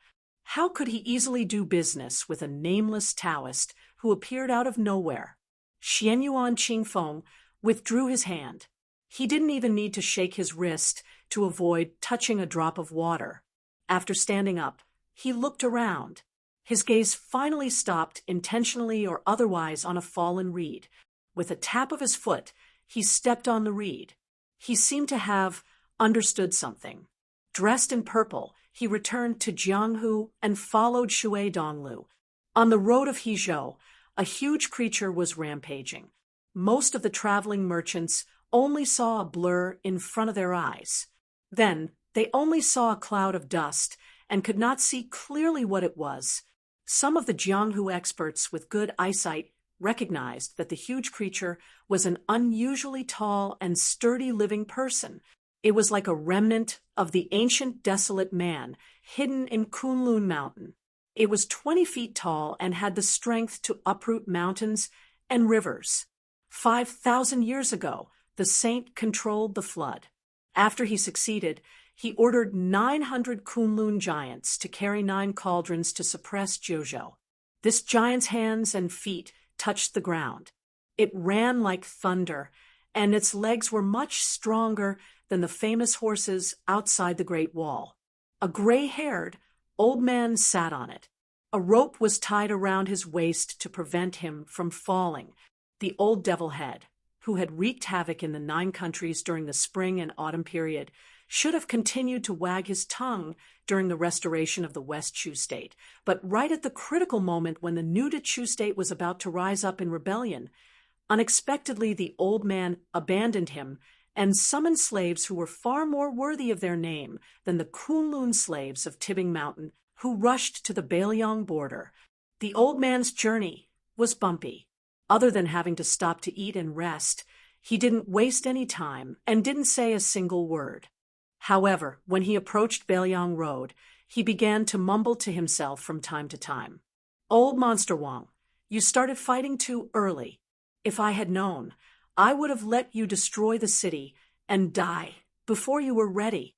This old man has helped you to make the Jianghu so interesting. It's fine if you, Wang Xianji, don't appreciate it. It's fine if you don't like that brat surnamed Su, but why do you have to implicate a little girl? Wang Xianji, Su Fengnian, both of you deserve to die. If my daughter dies, Wang Xianji, you can forget about guarding the heavenly gate, and Bailiang can forget about having a moment of peace. Especially you, Su Fengnian. So what if you can't defeat Wang Xianji? Just kowtow and beg for mercy. Wang Xianji saw how useless you are and naturally disdained to fight with you. Why do you have to recklessly occupy Gao Shulu's body and spirit? Are you afraid that Gao Shulu will kill Chao Chongqing, and the girl you like will have no one to rely on? You can't even care about Bailiang's safety, and you still dare to hope to protect Jiangxi's life? Fine, consider yourself sentimental. However, if you favor one and discriminate against the other, and watch as my daughter dies, Huang Longsher, did harm to Bailiang in the past, but I also left a way out for Bailiang. In the future, just wait for you, little brat, to die without a complete corpse, just like what's written in the books." The Kunlun giant had already rushed into Hezhou, rushing straight to the border between Yuzhou and Hezhou. Huang Longsher's heart began to sink more and more, because no matter what he saw, the brat had not achieved perfection. The root of it was the dream of a nameless Taoist 400 years ago, and it was indispensable. Moreover, in the old man's calculation, the brat was cautious by nature, but he also considered the overall situation. Now that there was a heavy burden on his shoulders, how could he risk his life for a girl who was extremely thin on both sides, putting himself in Huang Longsher's shoes? Not to mention that he was the most cold-blooded person in the spring and autumn period. Even ordinary people would never act so rashly, because if he made a move at this time, he would lose his cultivation, his family business, and the state's affairs. It would not be an exaggeration to call him a sinner for 1,000 years. Su Fengnian, watching from the sidelines, was the right thing to do. Huang Longsher had been living a good life for so many years. No matter how many setbacks he had suffered, he had never been so helpless. The giant under him was already an arrow at the end of its flight. Huang Longsher was still cold-blooded and said, "It's time for you to die." The giant did not complain. Even if it was bleeding from its 7 orifices, it still had to run the last 300 miles. After 300 miles, Huang Longshan, who had been holding his breath all the way, began to charge forward on foot, and then tried his best to catch up before Wang Xianji killed. The premise was that the silly girl was not dead yet. Huang Longsher had a sentence that he did not say to the girl. If he had not met her, he would have retreated into the mountains and forests after unifying the Central Plains in Liang. He would have focused on martial arts and cultivation, and then tried to ascend. He had no love in the human world, so he could go and see the scenery in the sky again. Approaching Yuzhou, Huang Longshan suddenly shouted, "Stop!" The giant hurriedly stopped, and its hands and feet scratched several gullies on the ground. The old man jumped down and rushed forward, faintly ashamed. "It's too late." Wang Xianji was a man of his word, even if his opponent was a little girl and a very innovative killer, since he had said that the next time they met, he would kill her. So when she stood in the middle of the courier road at the border without hesitation, Wang Xianji really did step forward and stomped on the belly of the short girl. She fell backward, her body sliding back dozens of feet. There was no longer any qi in her body. The clothes on her back were in tatters, and she was covered in wounds. She should not have been able to stand up and would have died lying down, but she probably relied on her last breath to stand up shakily. After she stood up, she still did not show the slightest fear. She had killed Wang Mingyin, Lu Haosher, and many, many other masters. She was not afraid of killing people, nor was she afraid of being killed. She was just a little unhappy, and felt that she had not done enough. She had returned the hairpin, but she had not returned the mink hat he later gave her. Her vision had long been blurred, but she still raised her head. There was once when she was hunted down by a willow and a fat woman. She could not hold on that time, and then he fell from the sky and landed in front of her. She was very happy. She was not happy that she could live, but happy that he had come. It was that simple. The girl closed her eyes. Old Huang said that when people died, they would sleep for a long time, where no one could wake them up. She felt that it was quite good, so she fell asleep. At this time, she did not know if it was an illusion, but a warm hand gently pressed on her head, and a soft voice said, "You are not allowed to sleep in." Half asleep, she felt the person behind her walk to her side, and said a few words to her and to the very powerful old man. A very soft sentence, "I'm here." A very heavy sentence, as if the whole world had heard it. "Wang Xianji, it's time for you to die." Chapter 11:05. Perhaps it was because it had been a long time since Wang Xianji heard the younger generation speak such bold and visionary words in front of him. He still remembered the first time Chao Chongqing ascended the tower. He said, "I would like to ask Senior for a few rounds of romance." Dong Tai's words were even sharper. "I have a sword to ask you." As for the other characters, most of them were relatively more respectful and restrained.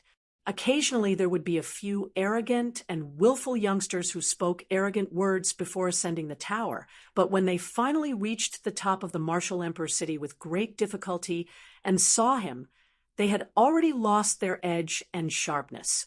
Wang Xianji's contemplation came from afar, but in an instant he looked at Su Fengnian, who was right in front of him, and then he looked in the direction of Wudong. He understood in his heart, but he could not tell whether this old man was regretting or mocking him. Wang Xianji did not leave quickly on this trip to Beiliang, because he was afraid that Su Fengnian would not even be able to transform Gao Shulu's body and spirit into his own. What was the point of killing an ordinary first-level master? He did not leave slowly, because he did not want him to swallow his spirit outside of Beiliang. In Wang Xianji's view, swallowing the fate of Jiang Hu into his stomach was an action that crossed the line. Wang Xianji nodded towards Su Fengnian, probably indicating that this young vassal king could make arrangements for his funeral. As a 100-year-old man who had suppressed Jiang Hu for a whole 60 years, he indeed had this little bit of patience. Su Fengnian picked up Miss He and swept past the boundary marker. He did not need to lift a finger. The hairpin, the marten hat, and the sunflower, these three objects, all moved without the wind, following behind the two of them from a distance. Su Fengnian's original intention was to send Jia, who was in his arms, away from the battlefield, as far away as possible. This was because he wasn't sure if Wang Xianji could use 90% of her strength or 100% of her strength. Furthermore, if Wang Xianji went all out, how many innocent bystanders would be implicated? Su Fengnian suddenly stopped and saw an unexpected but reasonable old man from afar. As if relieved of a burden, he took the hairpin and other items that floated towards him. When the old man rushed to him, he handed them all to the old man. After that, he did not turn around immediately. Instead, he pressed his 5 fingers on his chest like hooks and forcibly hooked out a cloud of purple gold air. He slowly pressed it into the girl's forehead and said softly, "This is the tribulation that Zhao Xuansu wanted to impose on me back then, and I let her bear it. This time, it was scattered by Wang Xianji and scattered everywhere. I took advantage of the time when Wang Xianji was absent-minded to gather some of it. Don't worry, I have tried my best to cleanse it. It will be able to cleanse it for her." Huang Longshi's face was gloomy. He was unforgiving and said angrily, "What's the use of solving the urgent situation?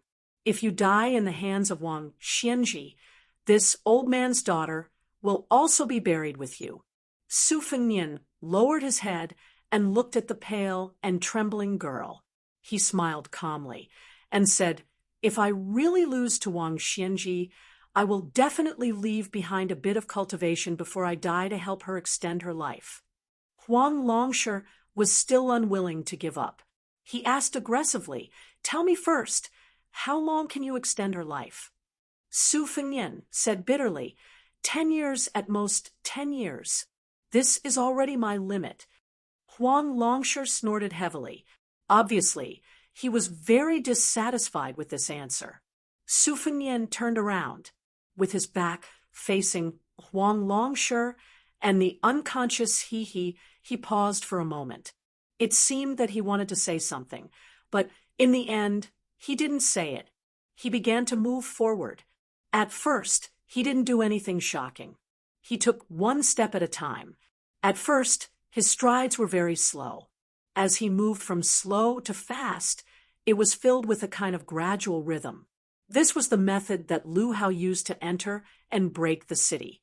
It almost worked together with Song Nianqing's Earth Immortal Sword to successfully injure the white-robe Luo Yang. When Su Fengnian moved faster and farther away, Huang Longshi sat down with his daughter in his arms. He reached out his hand to brush away the bangs on her forehead. The old man gradually restrained his anger. He raised his head and looked in that direction. His face seemed to be moved, surprised, and regretful. Wang Xianji originally thought that she would meet Su Fengnian later. But since he appeared earlier, Wang Xianji wouldn't be so bored as to deliberately avoid a battle. Wang Xianji's hands naturally hung by her sides, but the originally loose linen sleeves were slowly pulled in and stuck to her arms. Wang Xianji didn't occupy any of the 13 ranks of spring and autumn. Even the self-proclaimed second in the world and the recognized first in the world didn't touch the sword or armor. As for the saber, the world praised Gu Jiantang as the first in saber technique. Wang Xianji didn't have any objections. Outside the martial emperor city, however, this didn't mean that Wang Xianji, who smelted the world's martial arts into my furnace, wasn't a master of sword and saber techniques. In fact, Wang Xianji deserved to be called a master of any weapon. Otherwise, she wouldn't have been able to raise such a talented swordsman like the groom. It was just that the older Wang Xianji was, the less she touched worldly things. Wang Xianji raised her hands and gently clenched them into fists. For the first time, she smiled. This time, she could finally fight to her heart's content, right? Su Fengnian had borrowed Lu Hao Master's method to enter the city, but not only that, he had supplemented it with Lu Hao Master's staggering sword. This made his silhouette look a little absurd, but at the same time, he looked like a drunkard. "I have no sword in my hand because I am the sword." On Su Fengnian's path forward, yellow sand constantly surged up from both sides, colliding with each other with a loud bang, and then quickly covering his footsteps. Wang Xianji also began to stride forward. back and forth, you die, and I live. It was that simple. Not just in the Wuline, the entire world began to hear a rumor that was becoming more and more intense. Wang Xianji, who had left the city, was going to kill the new Prince Liang, Su Fengnian. The vast majority of people would find this very satisfying. In any case, many places that prohibited alcohol began to turn a blind eye. Great Peace City, returning from the flourishing Jiangnan to the imperial palace, Crown Prince Zhao Xuan would deliver a new item to Crown Princess Yan Dongwu every day. Today, he had finally finished delivering. Yan Dongwu stood under the parrot cage and watched her husband make a face.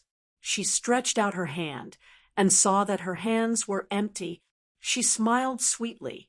This crown prince then chatted with his beloved wife about some trivial and interesting news. Even when the purple-clothed woman of Mount Hui had closed the door, Zhao Xuan did not hide his thoughts about her. Yan Dongwu did not hide anything, nor did she purposely get angry. Instead, she gave him a flirtatious glance. The elegant and handsome man laughed loudly and gently held her wrist. A moment later, he let go. He said that he was going out to see old Monster Wang's first disciple, Yu Groom. This swordsman, who had left the Eastern Sea for the first time, was only passing by the capital and had to continue north. If he missed this chance, he might not have another chance to see him. Zhao Xuan hurriedly left the room, gradually slowing his steps. He plucked a leaf and twirled it between his fingers.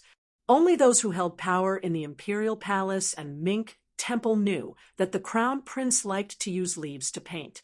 Zhao Xuan walked between two tall palace walls. He picked up the leaf and used it to block out the blinding sunlight. He smiled and said, "You died so quickly." South Sea. After returning from a visit to immortals, the peach blossom sword god, who had overturned the sea with his sword, stood on the edge of a cliff on the lone island where the Guanyin sect was located. He raised his eyes and gazed toward the north of the continent. The sword-eating elder Sui Siegu, who had once exchanged an arm with Li Chungang, stood beside this ordinary-looking sword immortal after his battle with Dong Tai. He asked curiously, "Among the top aces, you are close to that kid. Why didn't you go and help him?" Dong Tai shook his head and said, "Wang Xianji did not do anything wrong." The one-armed old man nodded and said, "A Jianghu, where a finger-profound realm cultivator can be the most powerful person in the world, is indeed unsightly." Chapter 1106. A young and tall woman walked not far from them and asked, "Is that kind of Jianghu really not good?" Dong Tai was not good at and did not like to reason with women. He chuckled and said, "The answer is in their hands. Whoever can stand can decide the direction of Jianghu for the next 100 or 1,000 years." Mount Longhu. After Zhao Ningxin became the most powerful person in the Taoist mansion, Mr. White Lotus, Bai Yu, who had read too many books, often took this young Taoist surnamed Zhao, who had not experienced many ups and downs in life, down and up the mountain together. The two walked aimlessly to the foot of the mountain and then turned back to climb the mountain. Bai Yu's eyes were not good, so he walked slowly and spoke softly. "After going through so many hardships, I was able to lead the Taoist affairs in the world. Now that I've lost half of the country, including the north of Guangling River, to Qingcheng King, it's not necessarily a bad thing. Mount Longhu is not high, so it's time to calm down and look back at the scenery. In the past, everyone in the Taoist mansion said that my words were reasonable, but really reasonable words often hurt people. I've been reading and cultivating on this mountain for many years, so I have no place to complain. But now it's all good. 2 generations of heavenly masters ascending together may sound impressive, but the truth is that they're just putting on an act. However, fortune and misfortune come hand in hand. Many people like me who don't share the same surname are able to rise to the top. Zhang Wenhan, Shui Jieshe, and Chun Quanyong have all truly integrated into Mount Longhu. They're the true worshippers of Mount Longhu. Zhao Ningxin, who was often absent-minded, nodded. Bai Yu continued, "You let the Taoist on the mountain learn the set of boxing of Mount Wudong, without worry. This is the temperament that a Taoist master should have. We should eat old wheat flour and new corn flour. We can't just eat fine grain. Coarse grain is also good for the stomach." Zhao Ningxin nodded and smiled. Fine grain nourishes the mouth. Coarse grain nourishes the stomach. There is such a saying outside the mountain. Bai Yu looked at the top of the mountain and said earnestly, "Mount Longhu is not high. Look, it's not even as high as our neighbor's Bulgang. It's true that the mountain is famous not because of its height, but if we all want to be immortals, it's not right." Zhao Ningxin said, "If you want to be an immortal, you must first be a good person." Bai Yu laughed heartily. "You're right."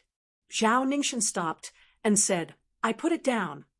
Bai Yu squinted his eyes out of habit and turned to look at the young Taoist.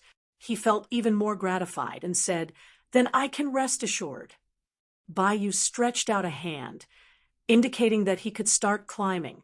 Zhao Ningxin hesitated for a moment and continued to climb the stairs. Bai Yu went down the mountain alone. In western Shu, there was a sea of bamboo. In the summer, a cool breeze blew gently in the sea of bamboo, as cool as the late autumn season. After Xie Lingjin died, in the Quicksnow Mountain Villa, the spring invitation cottage was leaderless and had a period of unrest. However, when the new king of Shu entered the place and personally supported an unknown disciple of the Xie family to become the owner of the cottage, it rose to the top of the top 10 Jianghu sects of Liyang in one fell swoop, ranking only behind the missing moon house on the great snow plateau of Mount Hui. 2 men and 1 woman were drinking tea together, listening to the wind. Their teeth were fragrant, and their sleeves were filled with a cool breeze. The woman was close to 30 years old, but she was very childish and beautiful. Her charm was full of treacherous contradictions.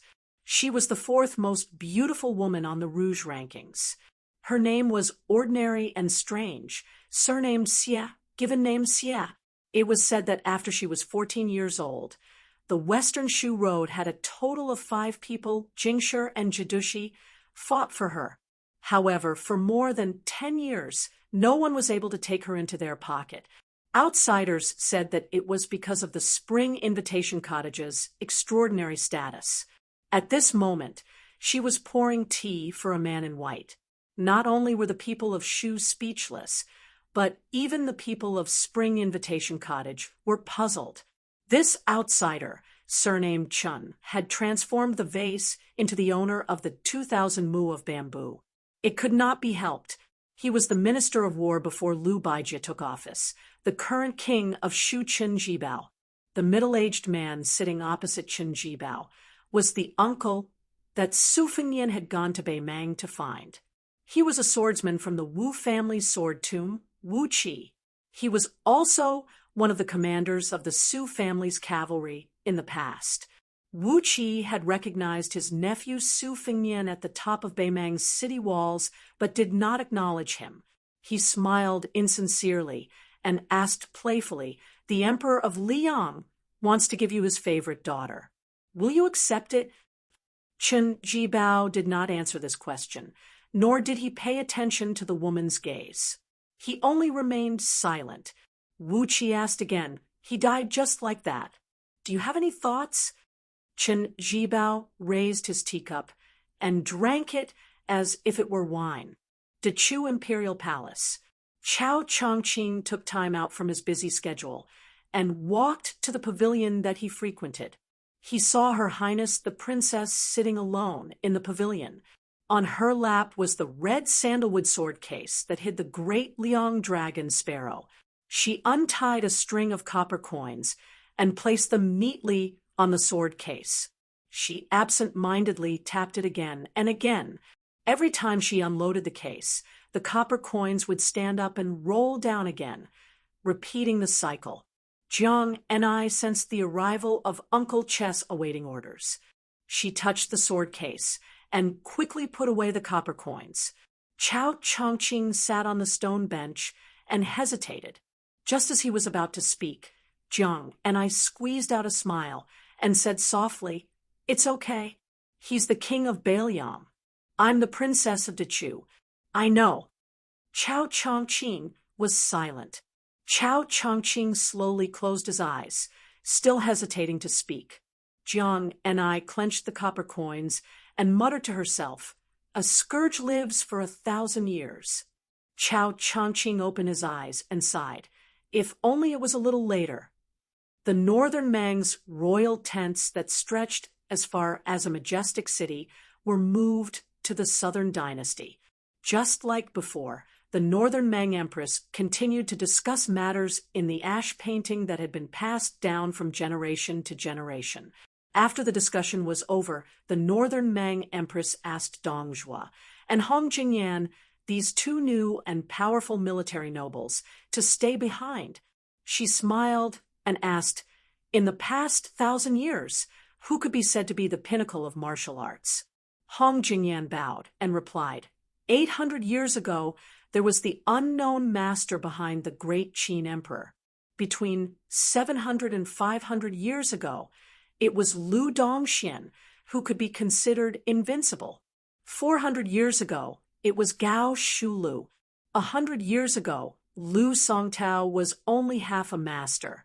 Next is the current Wang Xianji. When these 4.5 masters were alive, there was rarely another master who was on par with them. Even if there was a master beyond this world, they had never fought. For example, Wang Xianji and Qi Xuanzhen. The empress of Beimang laughed. This time, Wang Xianji used Su Fengnian as an example. Is it using a butcher's knife to kill a chicken? Or is it a great phenomenon that hasn't happened in 1,000 years? Hong Jingyan whispered, "The odds are 9-1. The old woman said, "Then it's a narrow escape." Dong Zhuo, who had been standing beside Hong Jingyan all this time, didn't reply. He waited until the tent was completely silent before he said with a gloating expression, "It's good that they're dead. They didn't even need a single soldier, and half of Li Yang's northwest gate has already collapsed. When the news reaches here, Hong Jingyan, do you want to have a competition to see who's faster?" Hong Jingyan completely ignored this fat man. The empress waved her hand. The two of them walked out of the tent at the same time, one on the left and one on the right. The old woman smiled. "Father and son, are you going to meet so soon?" At the peak of Zhulu Mountain, a white dress versus a red dress. The woman in white sat on the stone steps at the top. She raised a wine pot and drank wine without any worry between her eyebrows. For some reason, the otherworldly item in the red dress was facing the white dress Luo Yang. Luo Yang said indifferently, "It's okay. No one in the world believes him, but I do." Luo Yang suddenly stood up and raised her arm. She smiled knowingly and said, "I won't change for 800 years. Chapter 1107. Su Fengnian had Gao Shulu's physique, and with the help of Lu Haoshi and Song Nianqing's last strike, his steps grew larger and larger. In the last step, he crossed a distance of several hundred feet and crashed into Wang Xianji. Wang Xianji took a large step forward, as if she didn't care too much about it. She faced the man and the sword with a simple punch, and her strength was enough to defeat 10 people. 2 majestic auras collided with each other, and the heavens and earth rang with the solemn sound of a yellow bell. In the blink of an eye, Su Fengnian crashed into Wang Xianji with his shoulder, while Wang Xianji's fist landed on Su Fengnian's forehead.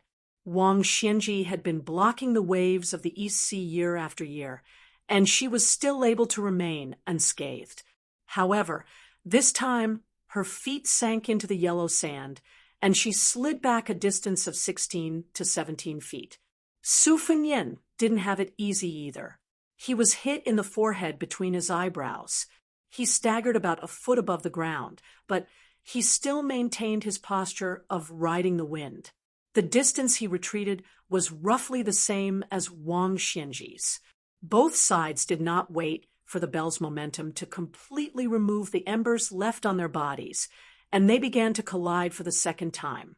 This time, it was the elbows that collided first, and Wang Xianji pushed her palm upwards, hitting Su Fengyan's chest. Su Fengyan slapped down on Wang Xianji's head.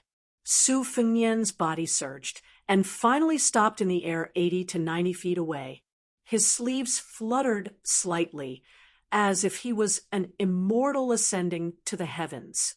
Wang Xianji did not retreat, but her knees sank into the sand. She raised her head and looked at the calm young man. The hemp-clothed old man did not say anything. When he reached the top of the world, his heart was like an ancient well without ripples. He had waited bitterly for so many years, and he no longer had the feeling of breaking a wooden horse or ox with his finger. It was a mixture of surprise and joy, and it was truly like drinking wine. Wang Xianji brushed her sleeves and smiled for no reason. After reaching the first rank, when fighting with the same level, especially with the masters of the Vajra realm, the body and aura would merge into one. It was often the process of tearing apart one's clothes and armor. Only by removing the aura around the body could one destroy the body's muscles and bones. However, this kid was as confident as him, almost to the point of conceit. No matter how abundant the aura was, he would do the opposite and destroy the body once and for all. He wanted to destroy the body, first before thinking about anything else. Gao Shulu once used to describe the majesty of the first rank's realm. Most martial artists in the future were obsessed with the protection brought by their aura, like the officials who found a big backer and a protective talisman. Their path was smooth sailing. As time, they forgot how to persist and how to self-reliance. Was it the finger, or the celestial phenomenon, and the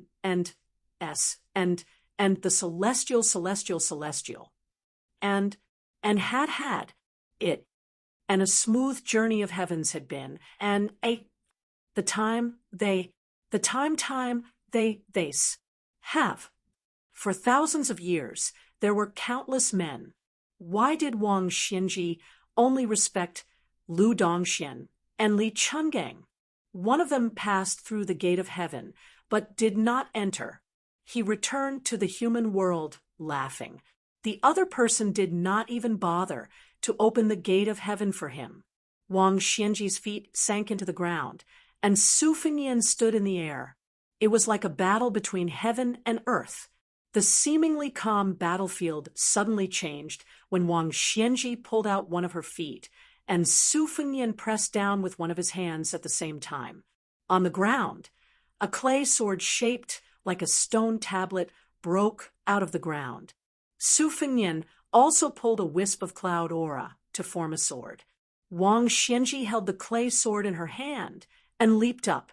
Su Fengyan reached out to grab the cloud aura sword, and his body suddenly dropped down. In the third confrontation, the two still chose to fight head-on without any fancy thoughts.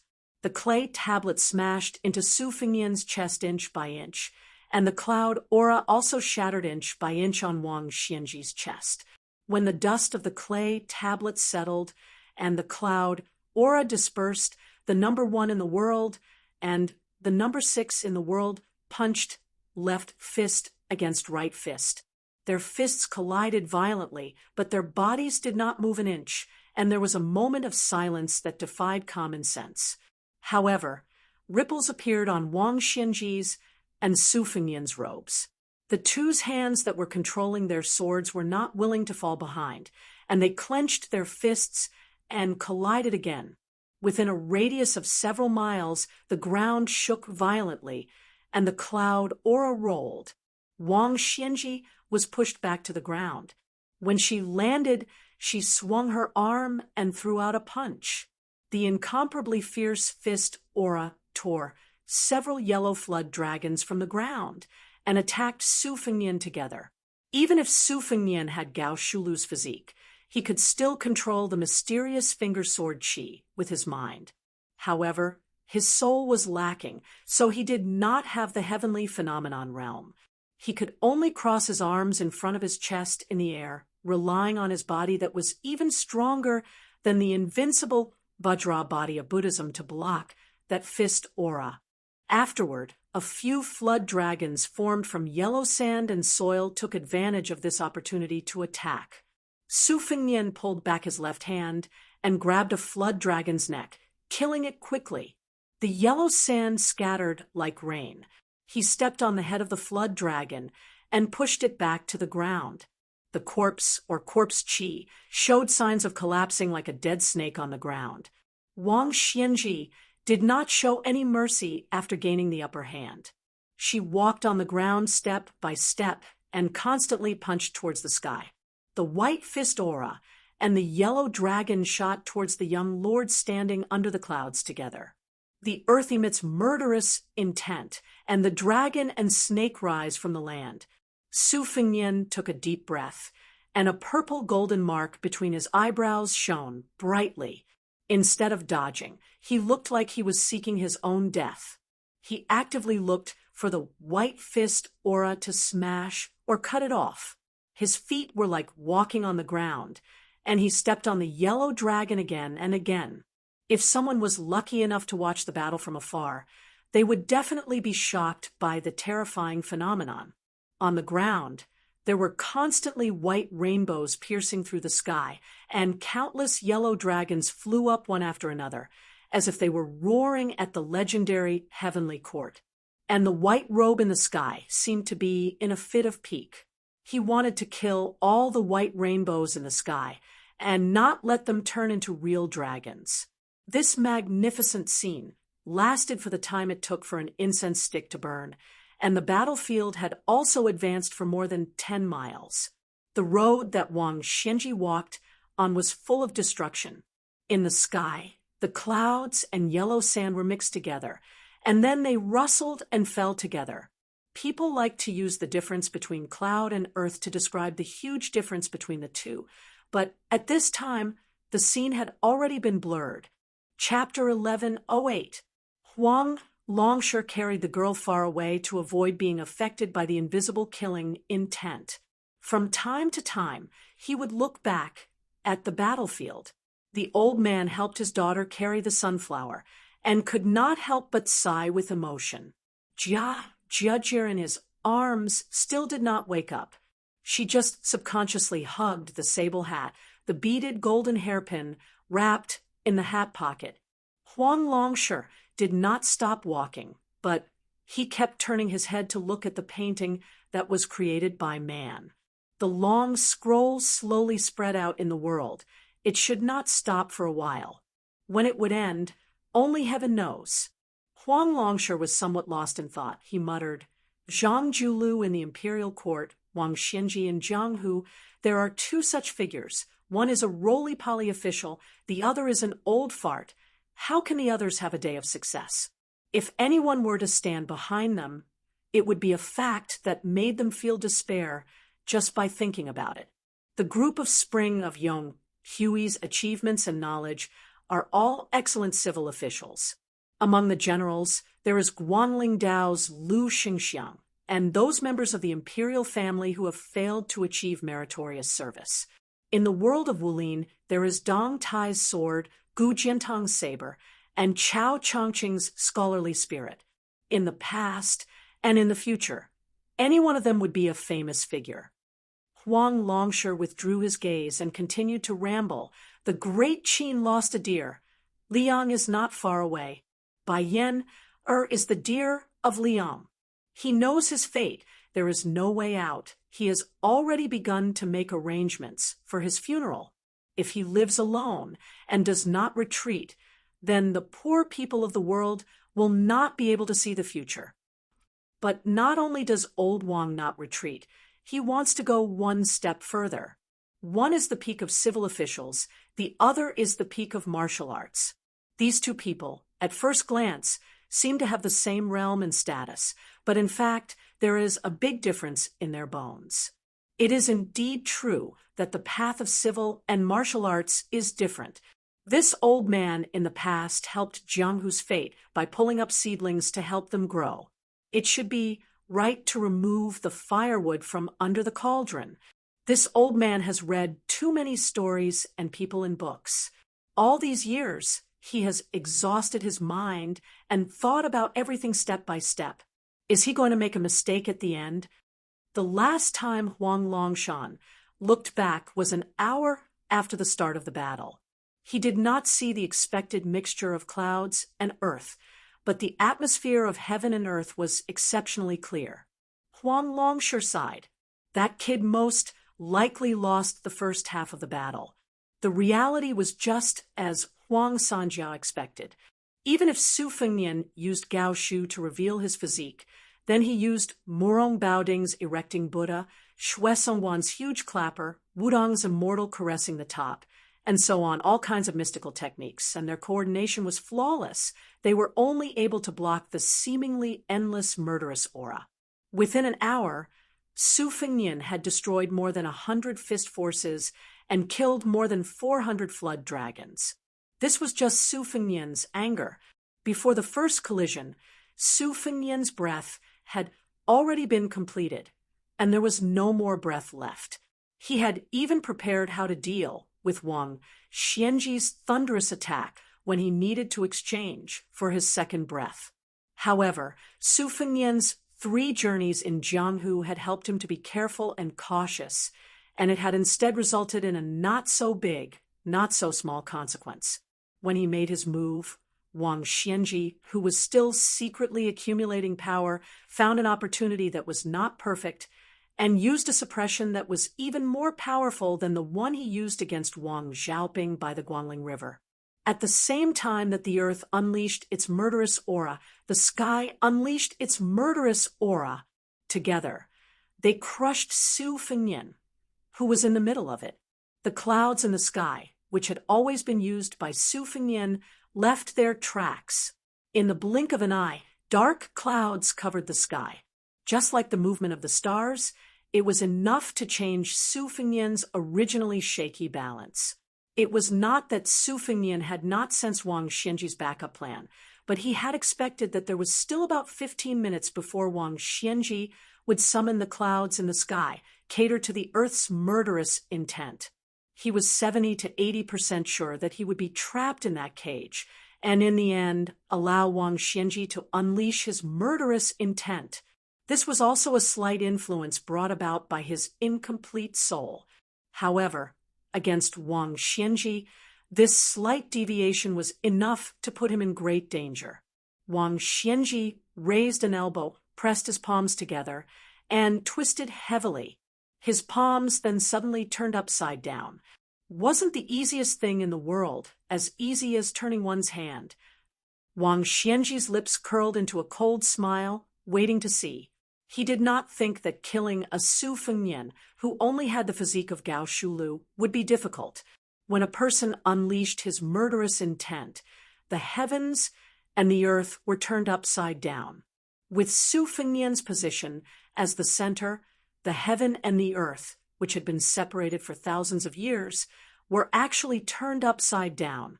The earth was above, and the sky was below. Su Fengnian's misfortune was that he did not have any extra qi in his body, but the fortune in his misfortune also lay in this. Otherwise, even if Xianyuan Qingfeng and Lu Haosher, these great celestial phenomenon experts, were present, their cultivation would also be turned into dust. When Wang Xianji attacked Wang Xiaoping, it could be said that he had only used a small part of his move. This was also reasonable. The original intention of this move was to deal with immortals like Qi Xuanjin. The essence of this move was to reverse karma, not to mention the celestial phenomenon realm. The higher the cultivation of an earth immortal, the more severe the damage. Su Fengnian took advantage of the situation and changed his standing position along with the heaven and earth that had been turned upside down. Between heaven and earth, one should be indomitable. If this was said to be an unattainable speech, it would not be suitable for everyone. However, Su Fengnian had never been so ambitious. He only felt that no matter who it was, as long as they stood in a position, they had to shoulder something. If it was an ordinary commoner, they had to shoulder the responsibility of their parents' retirement. If it was a descendant of an aristocratic family, they had to shoulder the family's legacy. If it was a court official, they had to shoulder the rise and fall of the world. Su Fengnian only remembered that he had promised Su Xiao on the carriage outside the North Pass that Su Xiao would leave behind the burden. He could bear it. Su Fengnian did indeed bear the weight of heaven and earth brought by Wang Xianji. Su Fengnian, who was standing upside down, gradually bent his knees. For the first time, the young vassal king, who had exposed his physique, showed a dispirited look. A trace of blood oozed out, not from his 7 orifices, but from between his eyebrows. Wang Xianji's sneer deepened. When Su Fengnian was about to bear all the heaven's might, before he could break free from the cage by relying on his celestial being physique, the old man's figure flashed. The next moment, Wang Xianji rushed into the cage, grabbed Su Fengnian's neck, and pulled it down. He broke the edge of the cage and smashed into the ground, like a comet hitting the ground. The ground cracked, and a bottomless pit appeared. Wang Xianji's fingers intertwined, and his hands clenched into a fist.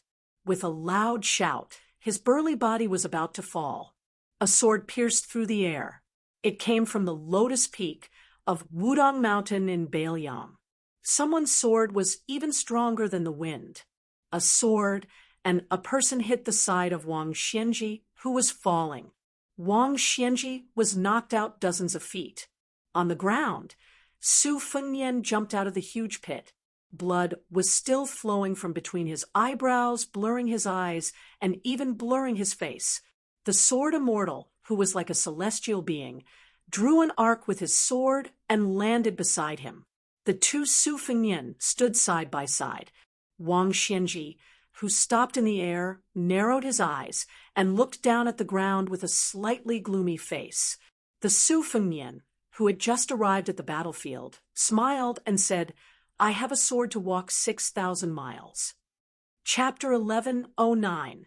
The peachwood sword that once pierced through Wang Xianji's chest was still sheathed, quietly hovering beside the Su Fengnian. The Su Fengnian who rode on his sword smiled and said, "Let's go." The peachwood sword was connected to the person and slowly left the scabbard. At first, it was unusually slow, but gradually it moved as fast as a rolling thunder, leaving a long rainbow mist in the sky. Even those who did not know martial arts could see it clearly. The foundation of this sword was like the old servant who lacked front teeth, nicknamed Jian Zhihuang in Jianghu. He did not practice many sword moves because he thought he was clumsy. He was afraid of biting off more than he could chew, so he walked slowly and leisurely in Jianghu. It did not matter where he went as long as he did not miss the scenery along the way. When Jian Zhihuang struck, the peachwood sword disappeared without a trace. Wang Xianji, who was high above, flicked his fingers several times. He was the Xuanlong Dianxue in the mysterious realm, but he could not break the Qi meridian that the sword traveled 6,000 miles. Wang Xianji did not want to waste his time. He stopped his finger, but did not hurry to withdraw it.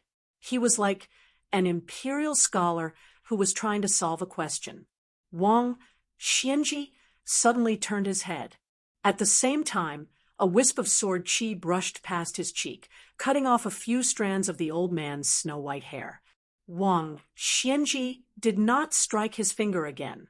He remained motionless and then took a step back.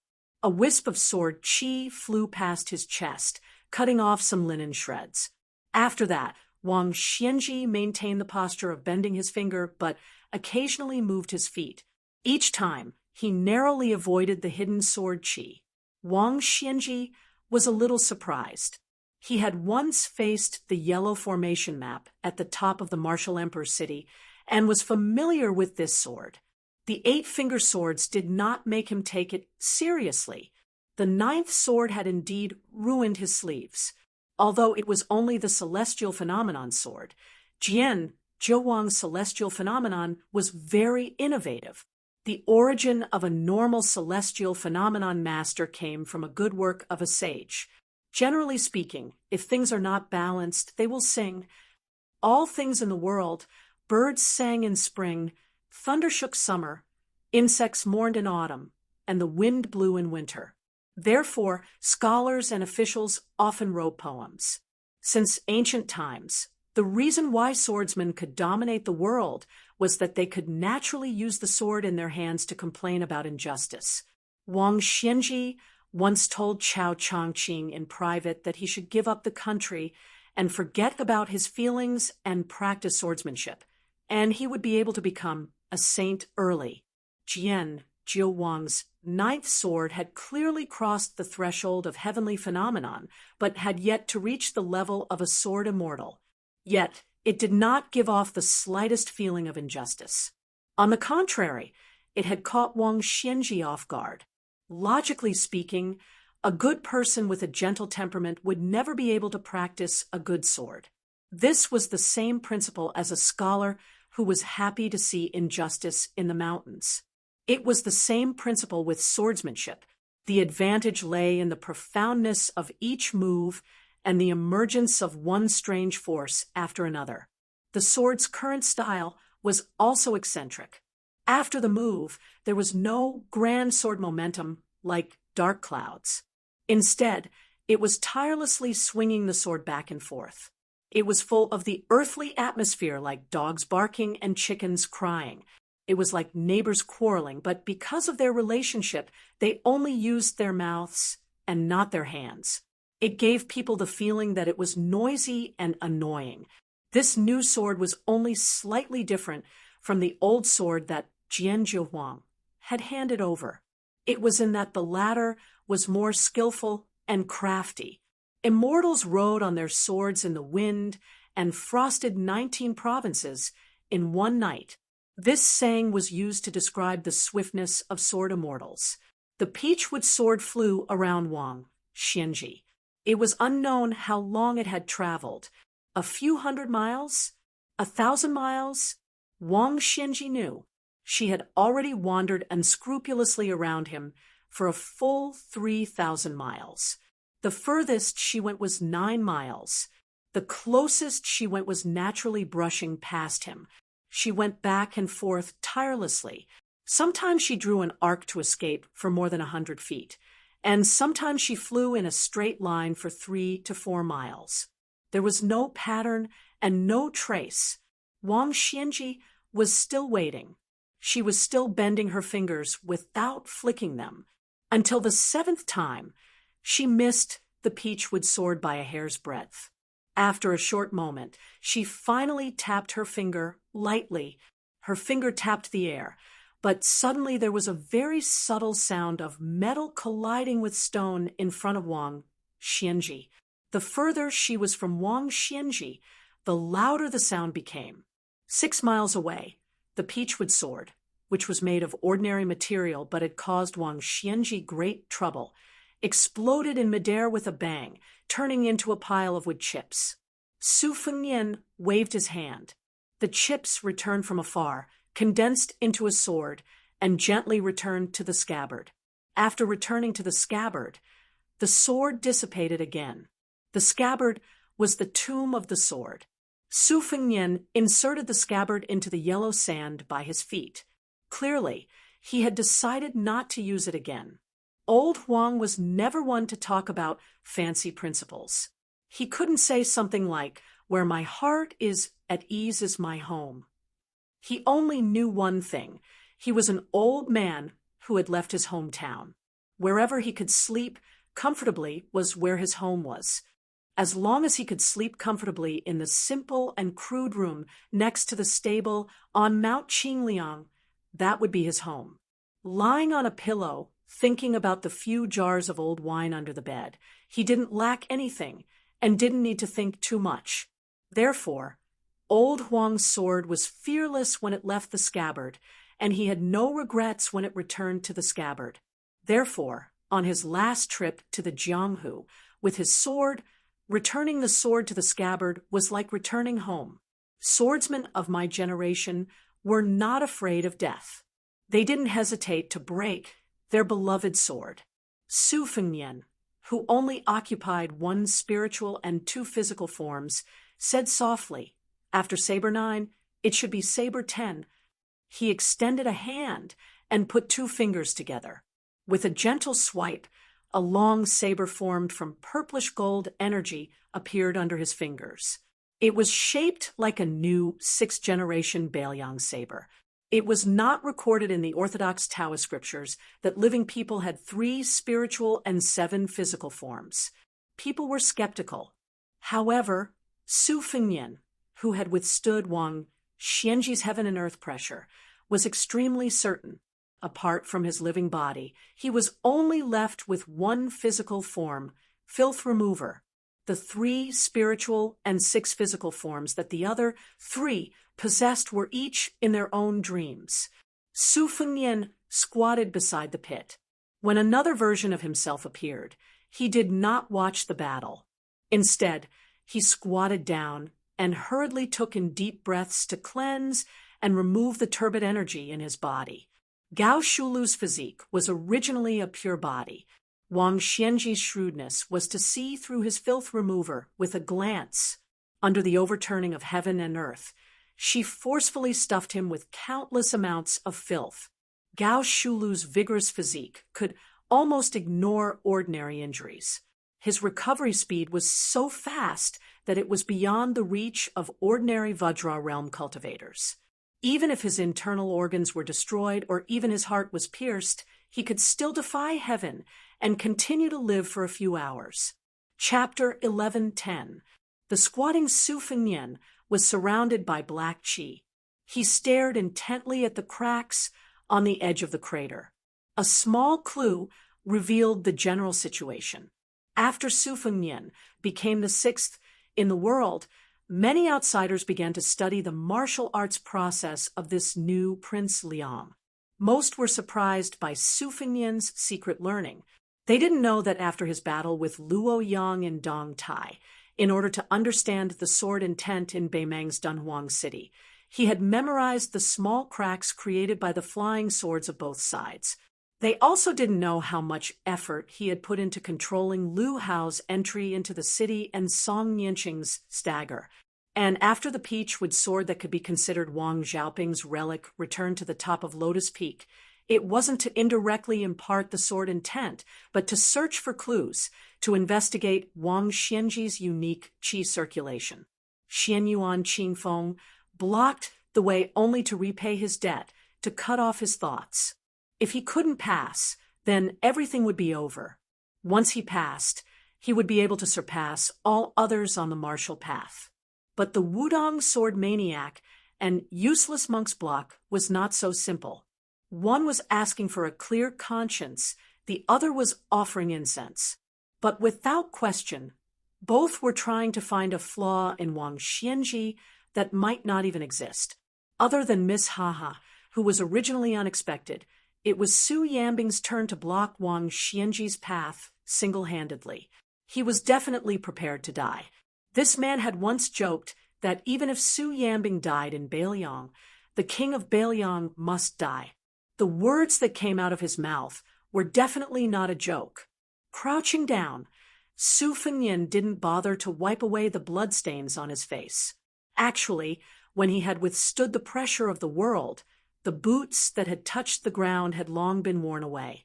His feet were badly mangled. At that time, when he tilted his head and slant his shoulders had also been worn to the bone. However, after being thrown to the ground by Wang Xianji, these injuries healed at a speed visible to the naked eye. However, the torn clothes and bottomless boots on his shoulders were proof of the dangerous situation at that moment. How many people could make Su Fengnian, who was now strong enough to dominate both the Separation Sun and northern Mang Jianghu, suffer such heavy injuries?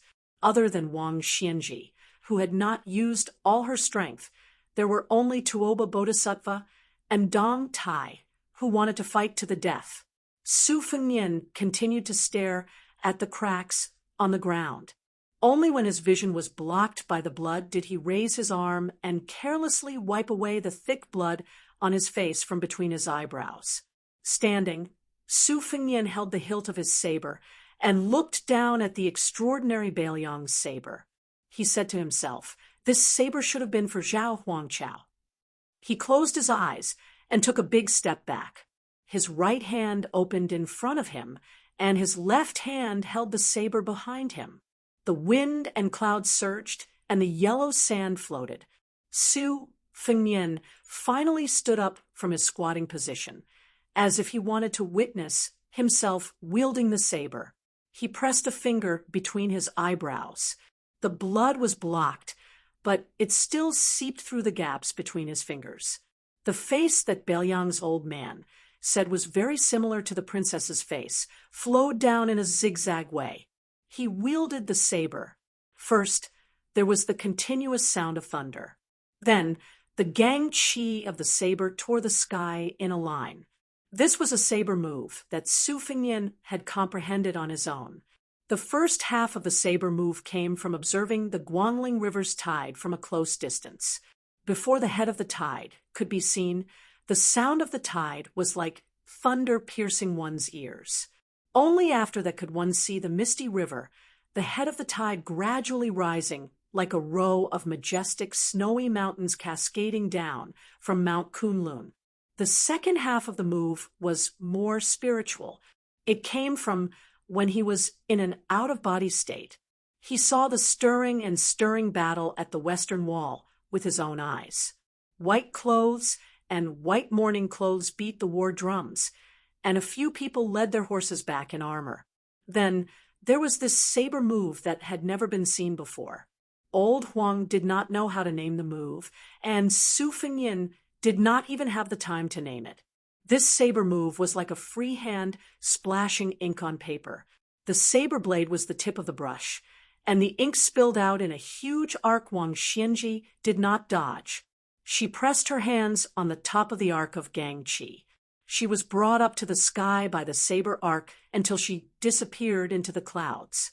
Even higher up, where Wang Xianji stopped, the stellar energy that had been cut through did not dissipate into the nine heavens. Instead, like the Guangling River surging past a line of waves, it formed an even more majestic returning tide. In the old salt storehouse, the tide poured down majestically from the sky. Since Wang Xianji smashed Su Fengnian into the ground after showing her killing intent again and again, it was only right to reciprocate politeness. Su Fengnian did not wait for Wang Xianji to break the waterfall of Gang Chi. Instead, he took out a Beiliang saber. It was simple and heavy. It was the Su family's first-generation saber. Su Zhao's troops went south all the way. He crossed the river to the south time and time again. He fought to the death time and time again. He narrowly escaped death time and time again. He was laughed at by outsiders. He was mocked as a mad dog willing to bite people without the mercy of the Liang imperial court. Su Xiao never opened his mouth to argue with anyone. He also never explained anything to his eldest son, Su Fengnian. Su Fengnian only knew the answer when he was in a trance. Su Xiao had always been a pawn crossing the river in precarious times. He did not want to die, but he was not afraid of death either. Who cares about your mother's world structure? Who cares about your mother's emperors? Who cares about your mother's chessboard rules? Su Fengnian took a step forward with the saber in hand. He pointed the tip of the saber upward at Wang Xianji, who was in the clouds. He whispered softly, "Cross the river." A black rainbow hung upside down from the ground. Wang Xianji, who was fighting against the inverted waterfall, was hit in the chest by the saber.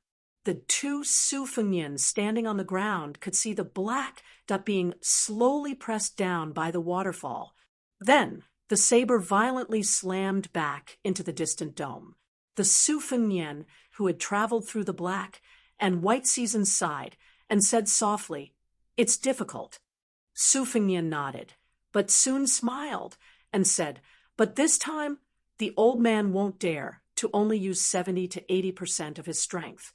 Just as he finished speaking, a beam of light descended from the sky. The earth trembled with it. Wang Xianji was like a god of the heavenly court. He walked out of the heavenly gate and descended to the world.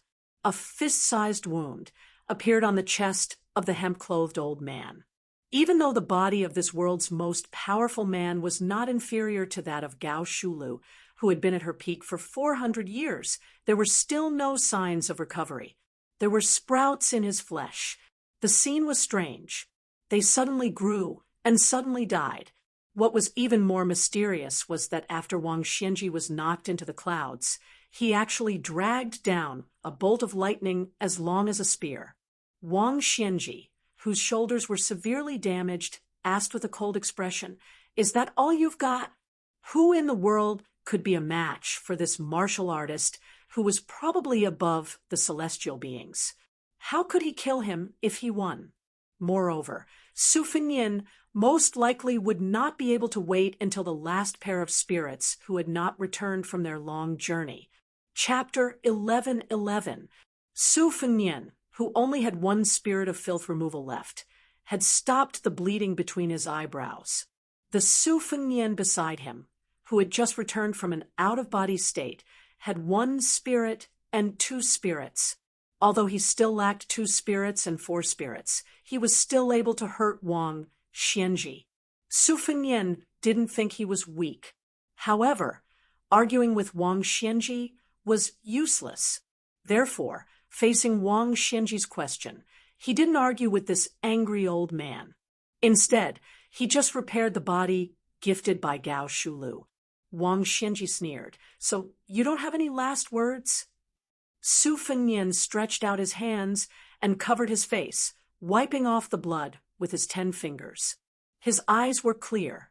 Wang Xianji said the word "good" heavily.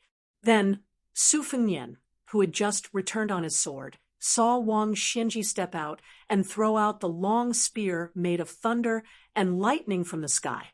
However, when he saw this scene, Su Fengnian, who had a physical body, had already been sent flying backward, crashing to the ground 1,000 feet away.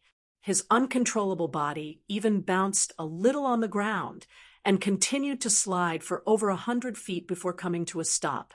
Wang Xianji's move was so fast that Su Fengnian, who was still standing, could only see the residual shadow of Wang Xianji after throwing out the spear. Su Fengnian, who had fallen to the ground, slowly got up and bent over. His chest was badly mutilated, with white thunder and lightning twirling around and sizzling. When Su Fengnian reached out his hand, countless thin red threads and red snakes swam out of his arm. When Su Fengnian's fingers touched them, the red threads and the white lightning died together. It was obvious that the secret skills Su Fengnian stole from Han Jiaoxi's head didn't work immediately. The long spear of thunder and lightning in Wang Xianji's hand was still there, but its momentum was reduced by 20%. Another footprint appeared in the sand in front of the old man. Su Fengnian, who had just stood up, was hit by the lightning spear again. However, he wasn't knocked down this time. He tilted his head back slightly and held a piece of thunder and lightning in his hands to prevent it from stabbing his neck. Then he stepped back lightly on the ground.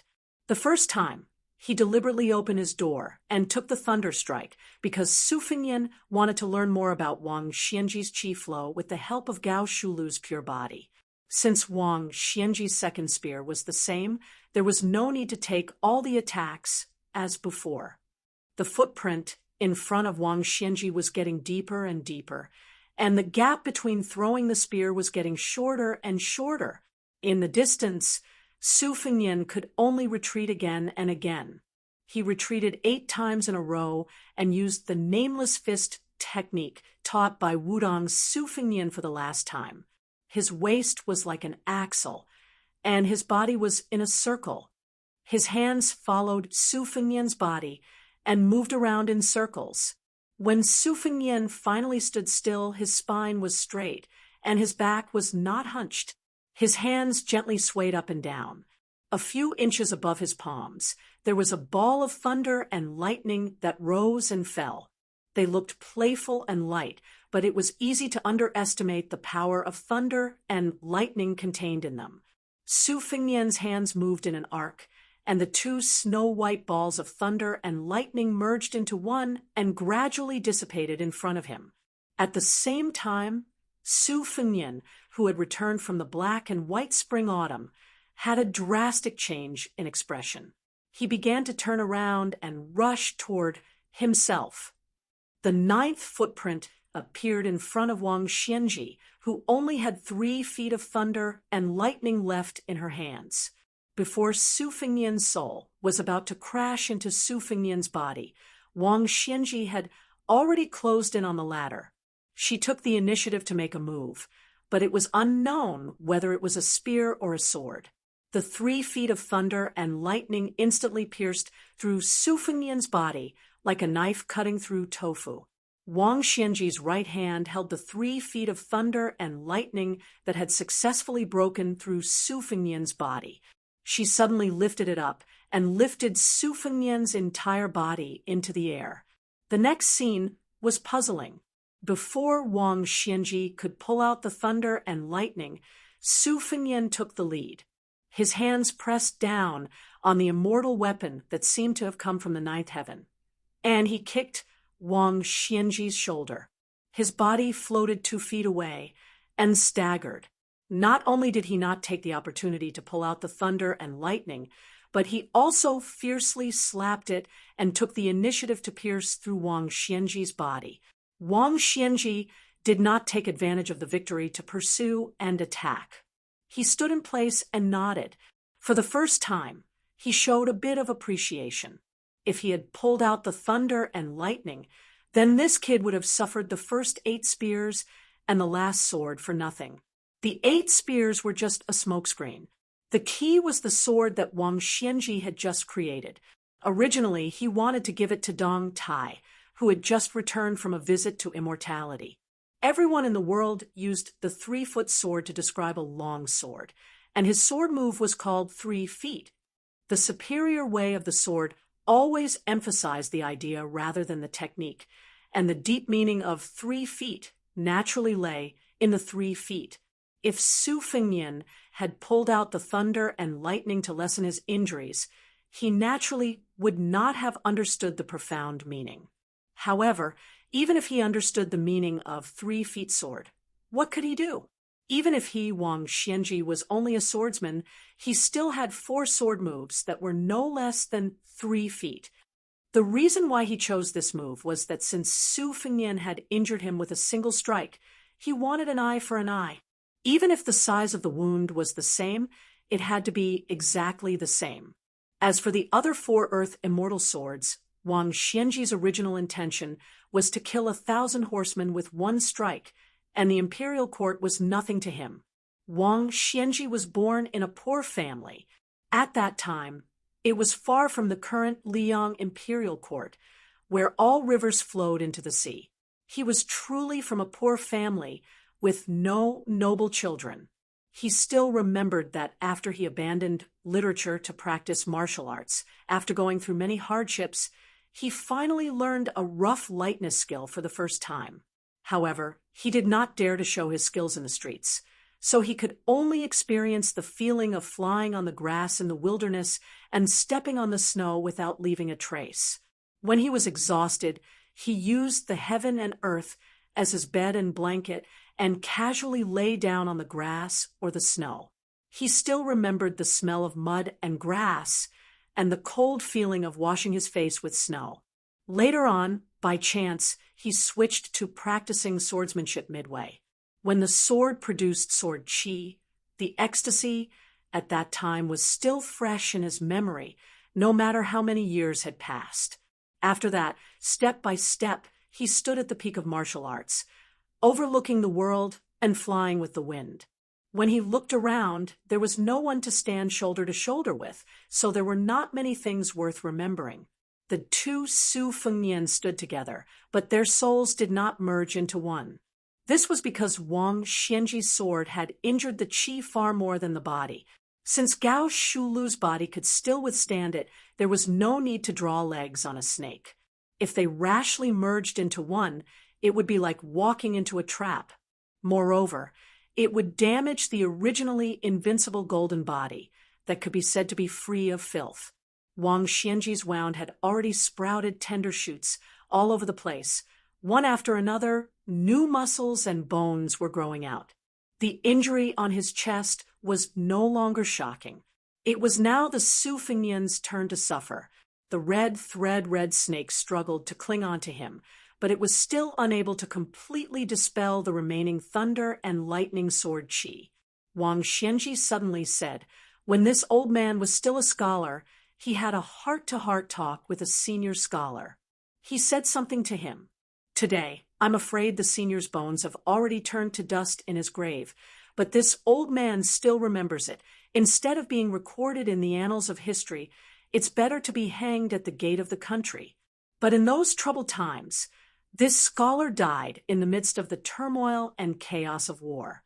He did not put his ambition into the imperial court, nor did he die a worthy death. When this old man heard the news of his death, when he went to collect his body, he simply dug it out from the hundreds of corpses lying on the ground by the roadside and hastily buried it. The long sword that this gentleman wore when he was alive was probably worth several dozen taels of silver, but it had long been taken away. The gentleman's remains were given to me as goods to exchange for official hats or wine money. When has Wang Xianji ever blocked the path of a younger generation? This old man oversaw the Eastern Sea. As long as he was alive, has there ever been a martial artist like Lu Songtao who was confident in his backing and brought disaster to the world? The imperial court was powerful with armor on their backs and cavalry galloping, while the common people were unarmed and defenseless. The world was divided into ups and downs, and the ones who died the most were precisely these innocent people. This old man did not want these people to encounter the oppression of the government in times of peace and prosperity, as well as the wandering bandits in times of chaos. He did not want everyone to be able to easily deal with them. He only hoped that more people, when they were at the end of their rope or even before death, would be able to take a step forward, instead of only being able to kneel down and kowtow to beg for mercy. Wang Xianji did not ask for much. He only wanted to give the people of the world one step only. Su Fengnian calmly asked, "Why are you saying these things?" Wang Xianji indifferently said, "This old man has lived for too long and has seen too many things. Usually, he has nothing to say to anyone. You, kid, are not willing to say your last words, but this old man wants you to die with a clear understanding. If you were an ordinary descendant of a vassal king, relying on the machinations of 2 generations to inherit the throne, why would this old man talk nonsense with you? Even killing you would dirty his hands." Su Fengnian was about to speak, but Wang Xianji waved his hand and said, "This old man is well aware of what you want to say. It's just that whoever has the bigger fist has the bigger reason.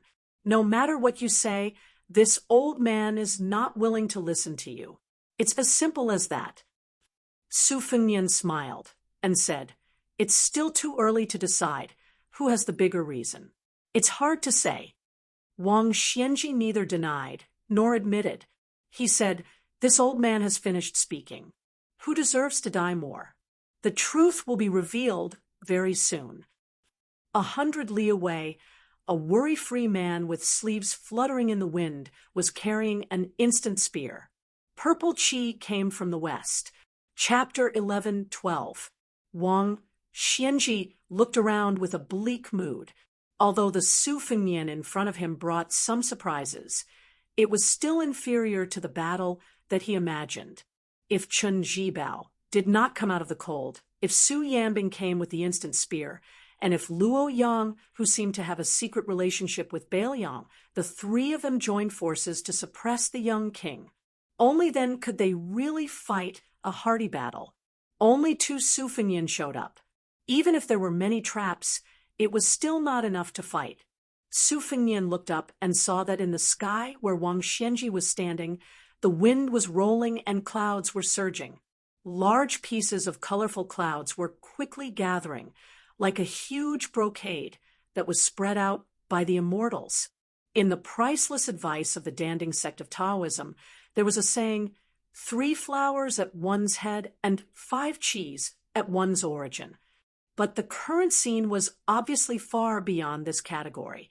A sage who was both a wine immortal and a writer, and even a swordsman, once left a popular poem, Between the Clouds of the White Emperor, 1,000 miles of Jiangling returned in a day. The later generations often did not have deep feelings and did not know the true meaning of the poem. Su Fengnian sighed. Wang Xianji finally could not hold back and was ready to use his killing move. After killing people, he would open the gate of heaven. However, he would not fly to the heavenly court and become an immortal. Instead, he would guard the gate of heaven for the martial artists in the mortal world. Su Fengnian exhaled deeply. He was still not in a hurry to merge the out-of-body soul beside him with his body. Instead, he stood still and waited for Wang Xianji to reveal the truth and launch a thunderous attack. Wang Xianji took a deep breath. Her head of silver hair instantly turned dark green. She was originally a burly old man, but now she looked like a man in the prime of his life. Su Fengnian didn't admire the mysterious technique that turned something rotten into something magical. He gently closed his eyes, and a purple-gold radiance lingered on his face. After taking a deep breath, his sleeves swelled up, and he seemed to be in a trance, giving off a feeling of being detached from the world. This was the mnemonic of the Dehuang imperial court. Don't care about the bustling city outside the door. Close the door and face the mountain stream. Both offense and defense had their own wonders. In the blink of an eye, no less than 20 tall figures of Wang Xianji appeared between Su Fengnian and Wang Xianji. Their postures were slightly different, but they completely displayed Wang Xianji's charging momentum. This was the first time Su Fengnian was pushed back, and in one breath, he was pushed back more than 1,000 feet. During this distance, nearly 100 figures of Wang Xianji appeared. Su Fengnian seemed to have no power to fight back as he retreated a second time, retreating 150 feet. Wang Xianji became more and more courageous as he fought, and his figure became more and more complicated. On a line, there were more than 200 figures of Wang Xianji that did not dissipate in time. Su Fengnian, who was passively taking the beating, kept retreating. Relying on Gao Shulu's vigorous physique and the Dehuang imperial court's clumsiness, he did not show any signs of being defeated. However, if one looked closely, the human cat Han Jiaoxi's red snake that was previously pierced by Wang Xianji's 3-inch thunderbolt had completely given up struggling. However, before the blood could seep out of the wound, it turned into a faint mist like boiling water poured on snow. On the contrary, it made Su Fengnian's clothes look clean. Wang Xianji did not stop punching. Even though she knew that Su Fengnian had the intention to use other people's stones to improve jade, Wang Xianji was very conceited. Even if Su Fengnian wanted to use his fist aura to train Gao Shulu's physique, which was not completely integrated, she could make him suffer. One of these punches would become the straw that broke the camel's back. On the straight line that cut 2 miles of the ground, more and more Wang Xianji appeared. It could be said that there were countless of them. Even if the experts of the 10 martial arts evaluators were to watch from the sidelines, their scalps would go numb. However, if Wang Xianji's disciple, the female Grandmaster Fistmaster Linya, were present, she would be able to observe Wang Xianji's attacks with her own eyes. She would definitely be able to benefit greatly and would be able to reach a higher level of enlightenment on the path of martial arts. This was because this was the world's most brilliant fist manual. Wang Xianji punched no less than 600 times.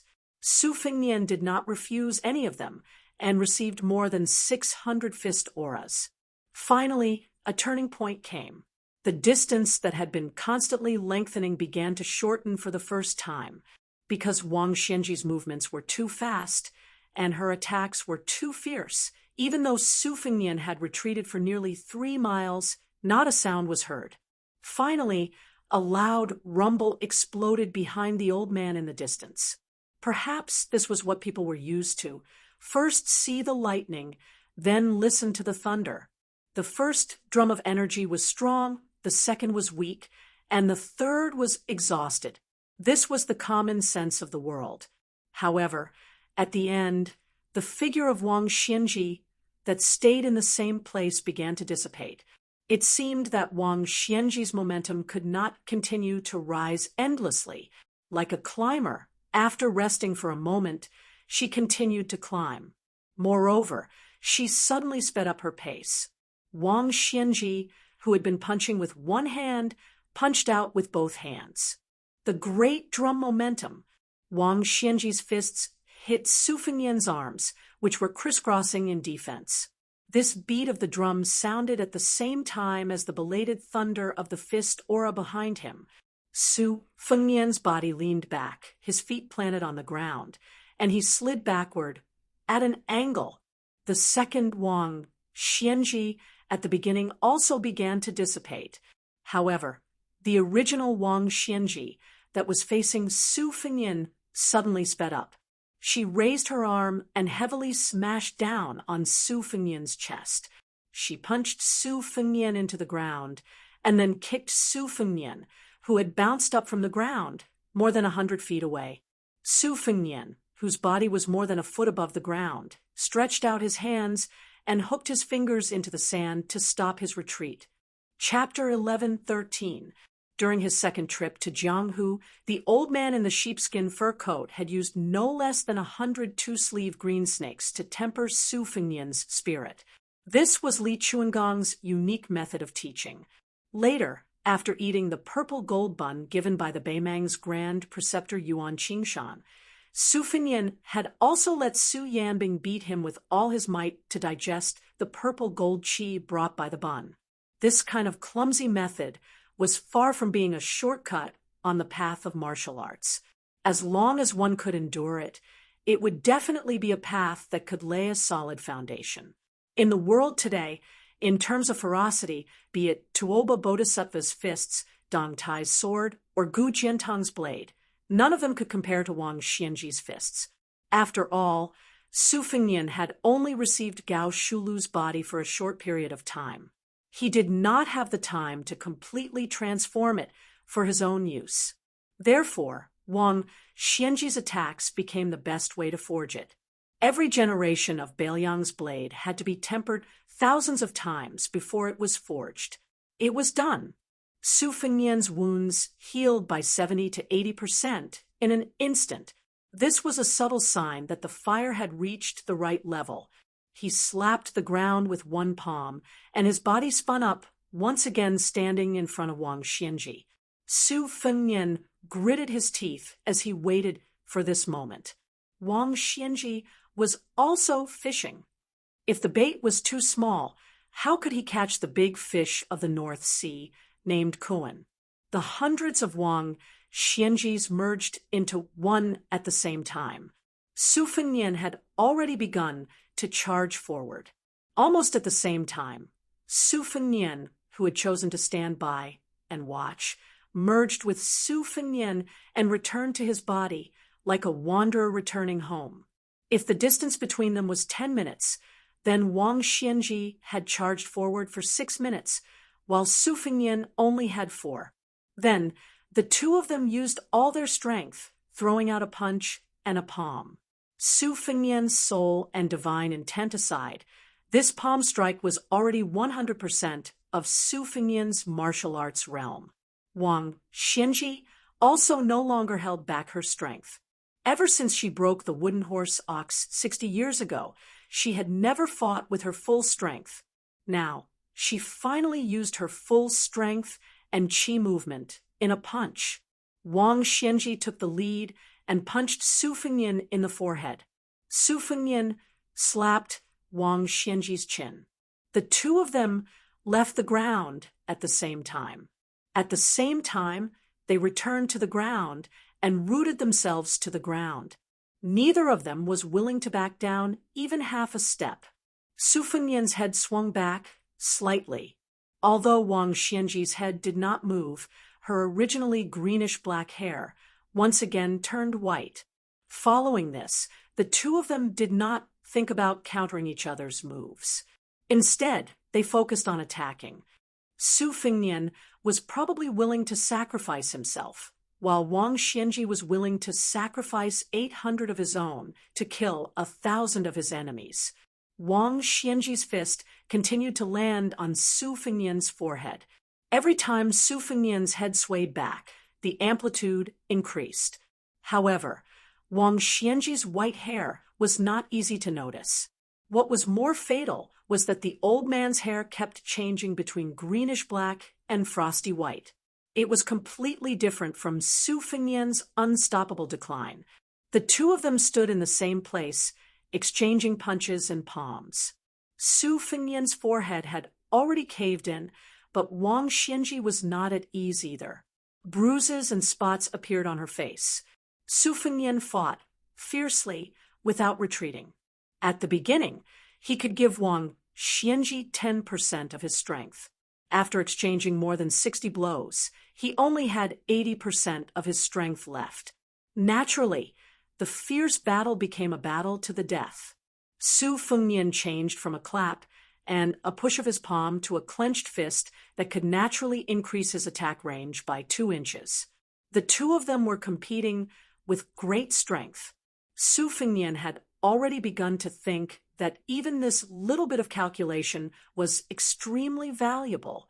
In the end, Su Fengnian had no choice but to change his fist into a straight hand knife. Otherwise, he would not be able to hit Wang Xianji. If it were any other opponent, Su Fengnian, whose cultivation was enough to rank among the top 3 in the world, had learned many different things. Naturally, he could use a sword with unparalleled ease. Using a saber with a powerful momentum, he could walk around with his bare hands as leisurely as he did now. How could he be so petty and haggling over every detail like he was doing now? Wang Xianji had been punching from beginning to end. Above the two celestial beings, the colorful clouds were roiling, gathering, and dispersing randomly. Su Fengnian's last hand knife only hit Wang Xianji with the tip of his finger. Wang Xianji's mouth curved into a cold smile. An arrow at the end of its flight, a dying struggle. This time, the old man did not fight to the death from the very beginning. Instead, he went step by step. First, he poured half a bowl of water, then 8 portions of tea, and finally a full cup of wine. But being drunk was not losing his self-control. Wang Xianji was already at his peak. When Su Fengnian's head swung back in a semicircle, the old man was unexpectedly able to flourish even more. 1 punch to the end. With 11% of my essence, qi, and spirit, I'll send you on your way. This old man's last battle in this world was not in vain. Su Fengnian, who was indeed an arrow at the end of its flight, no longer sent out a hand knife. Instead, he drained the pond to catch fish. His remaining qi surged out and suddenly slammed his head forward, taking the initiative to meet Wang Xianji's fist. Su Fengnian was sent flying by the punch. His entire face was like a porcelain that was about to shatter.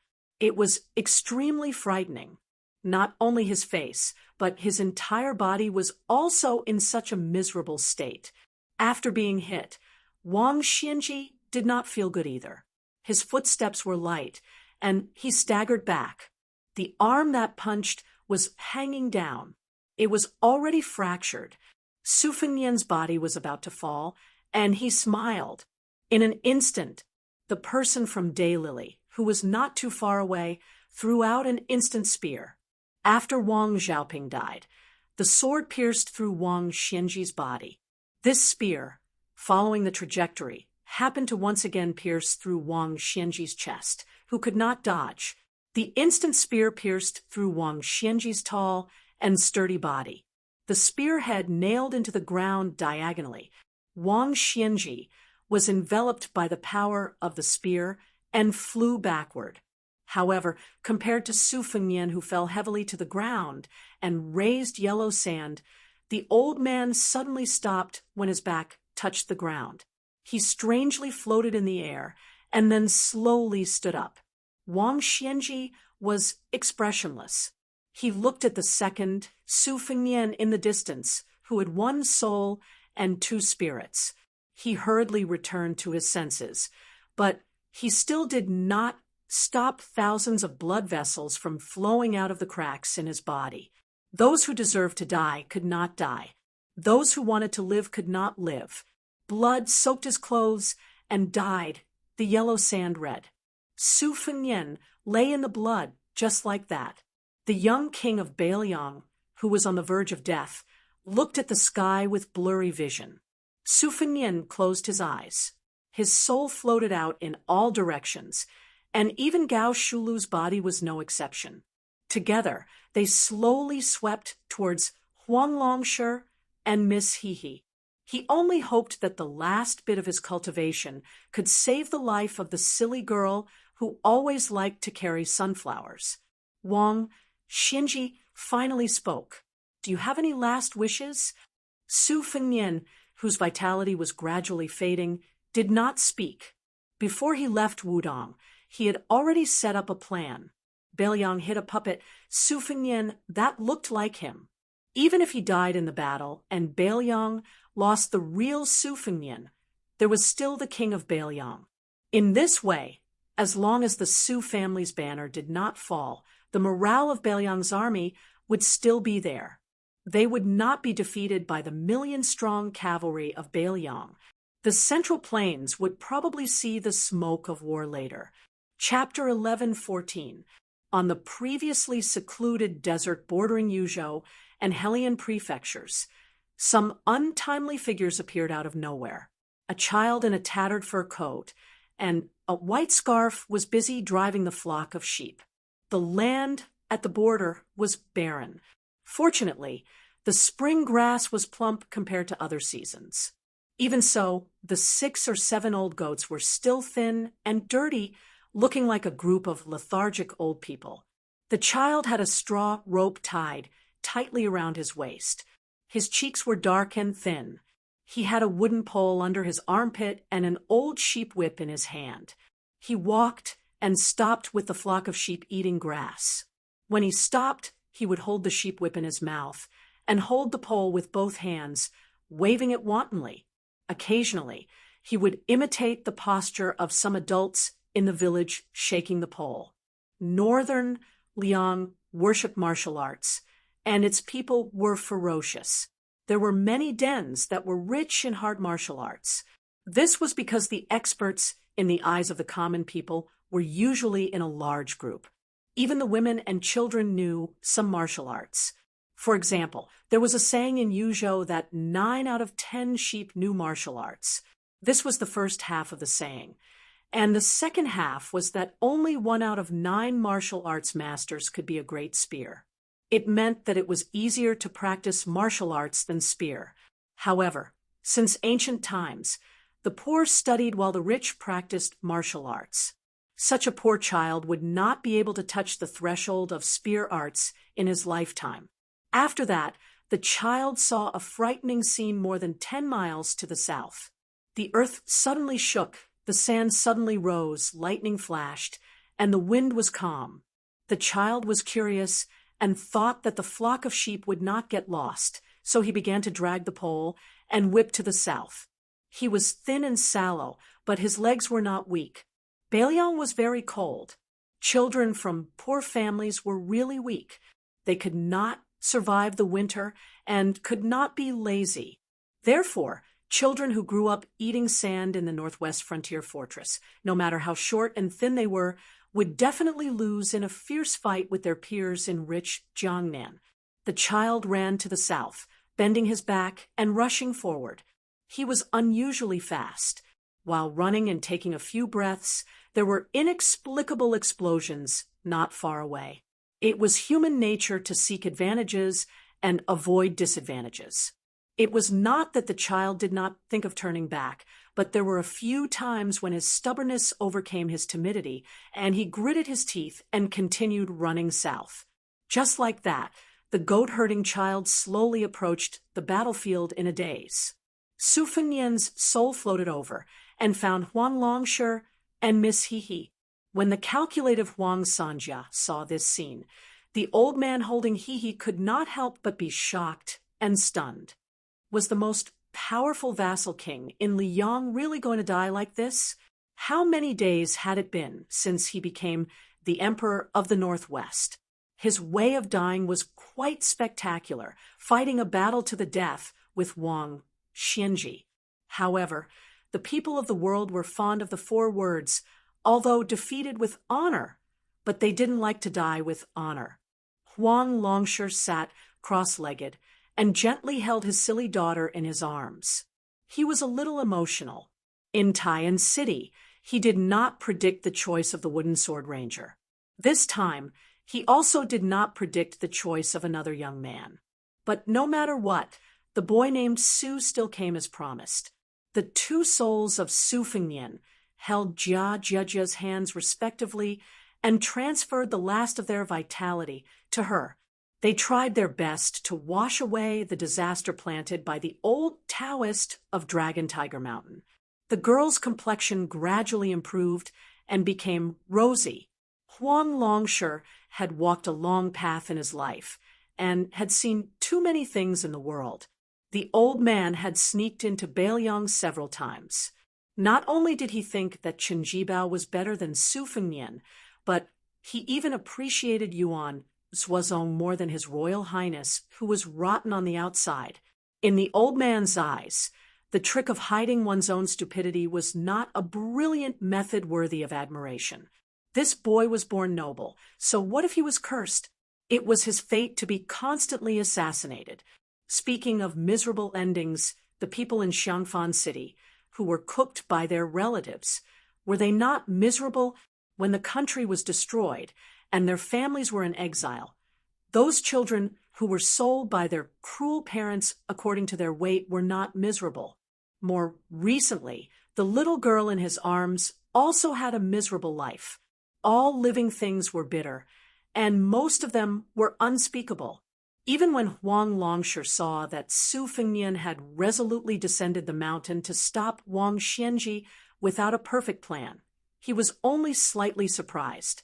He took it even more as a matter of course. This was something he owed to the daughter in his embrace in the first place. He even felt that this kid was extremely scheming, hoping that he, Huang Longshi, would lend a hand. Only when the situation was settled did Huang Longshi truly show some emotion. He asked softly, "You don't regret it?" Su Fengnian smiled and shook his head. Although he opened his mouth without saying anything, it was enough for Huang Longshan to know the general meaning. The reason why I rushed here was not only because of the agreement, but also because I knew that even if I tried my best, I couldn't beat that old man. Since one of us would die anyway, I might as well let one live. Senior, you don't have to think too much. The 2 of them asked and answered, "Why didn't you hide in the army at the border and avoid fighting?" No matter how powerful Wang Xianji was, he would have to kill until his hands were tired before he could see you. I did think of that. But if I did, the army that Beiliang had worked so hard to gather would collapse. And if Wang Xianji chose to assassinate me in anger, I wouldn't be able to avoid it either. And if I was afraid of fighting, Gao Shulu's spirit would reject me even more. If I was caught by Wang Xianji, even if my 3rd soul returned from a long journey, I would lose my foundation and would be doomed to die the moment I saw him. Rather than die a cowardly death, It would be better to have a proper fight. It would be best if he could survive. Even if he died, with Wang Xianji's magnanimity, she would not personally say that the new Prince Liang died at his hands. At that time, it would appear that I am a fake Prince Liang, and it would be useful. You're about to die, and you still want the Su family to continue guarding the northwest gate for the court? People speak the truth when they're about to die. It seems that in the past, this old man was measuring the stature of a gentleman with his own yardstick. Naturally, it's not guarding the gate for the emperor of the Zhao family. It's not even for the people of the Central Plains. It's just Su Zhao's family business. I promised him that I would take it. It's that simple. On top of that, it's a good thing if the South can suffer less and have fewer people die. First, there was Chun Jibao. Then there was Wang Xianji. These two mountains are not much lower than the mountains that the emperor of the Zhao family is facing with Su Xiao and Zhang Julu. You understand the grievances here? Removing the vassals is the general trend. It's just that the Su family and the Zhao family are on opposite sides. I don't deny that the one in Great Peace City is a wise ruler. On the contrary, he can not only establish a country like his ancestors, but also revive the dynasty. Even if he's at the end of a dynasty, he might be able to turn the tide and continue the dynasty. But this doesn't prevent me from being his mortal enemy. However, he wants Zhang Julu to die a horrible death. He should be going against the current. The poor people in the wilderness are constantly entering the court and squeezing out the positions of the Chinese families. It's not something that he can stop alone. Senior used 20 years to uproot the fields of the spring and autumn period. Master Li Yishan praised you endlessly. In the last years of Yonghui, Senior sneaked into Beiliang for the third time. After meeting with Chen Jibao, Su Xiao secretly mobilized most of the elites of the Fushui Association and 700 Autumn Water Light Cavalry, led by Lu Qiu, and Su Yanbing. They were determined to keep Senior here, but Master was determined to stop them, so they didn't move. There's such a thing? Yes. Many people have praised me in private, but Li Yishan's comment about me being a man of great ambition and extraordinary talent was the only one who hit the mark. Do you know why? I don't know. As they chatted, one of the two Su Fengnian absorbed the tribulation in Miss Hehe's body like a whale, and the other helped her to fill in the divine will. Huang Longsure smiled and said, "It's okay if you don't know." In another book, an ancient person named Kong Jigue wrote an ancient text called Northern Mountain Translation Text. The 8 words in it are very suitable for me. The sun is bright, and the frost is cold in autumn. Later, Huang Tingjian extended it and wrote a sentence, when young and talented, he will accept noble visits, but when old, he will be loyal and righteous. The two Su Fengnian were a little puzzled, but they didn't think too much about it. Huang Longsure thought for a moment and stretched out his palm to flatten the yellow sand at his feet. He used his finger to write 14 words. The lantern of the house of the rich is bright, and the moon of the poor is bright.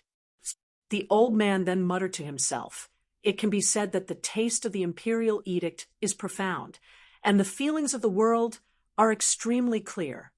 As a person who forgot worries, the soul of the Su Fengnian nodded.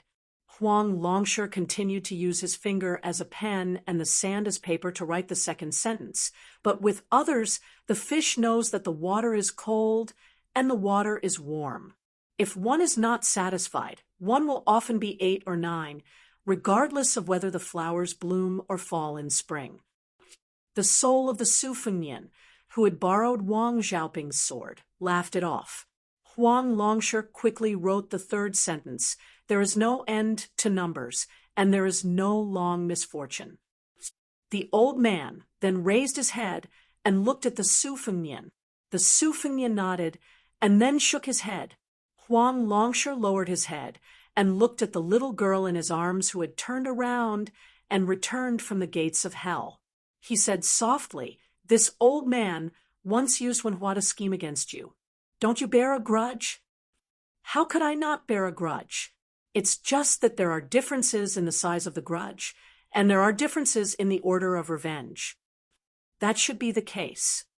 Huang Longshire nodded and said, "The poem in the book that was mentioned earlier, for the old man Wang Xianji, it was already considered old and awe-inspiring. But he is 100 years old and is the most powerful person in the world. In the end, bullying a younger person who hasn't even reached the age of 30 is not an act of kindness." The Su Fengnian, who had rushed to the battlefield with the spear of Xana, stared tenderly at the girl. Everyone has their own way of living, but some fundamental principles are the same. It's just that Wang Xianji had one sentence that blocked all the words. His fist is hard, so he can ignore the principles of others. Since I have lost, there is no way for me to reason with him. At this point, the girl was about to wake up. The two Su Fengnian did their best, stood up, and left. Chapter 11:15.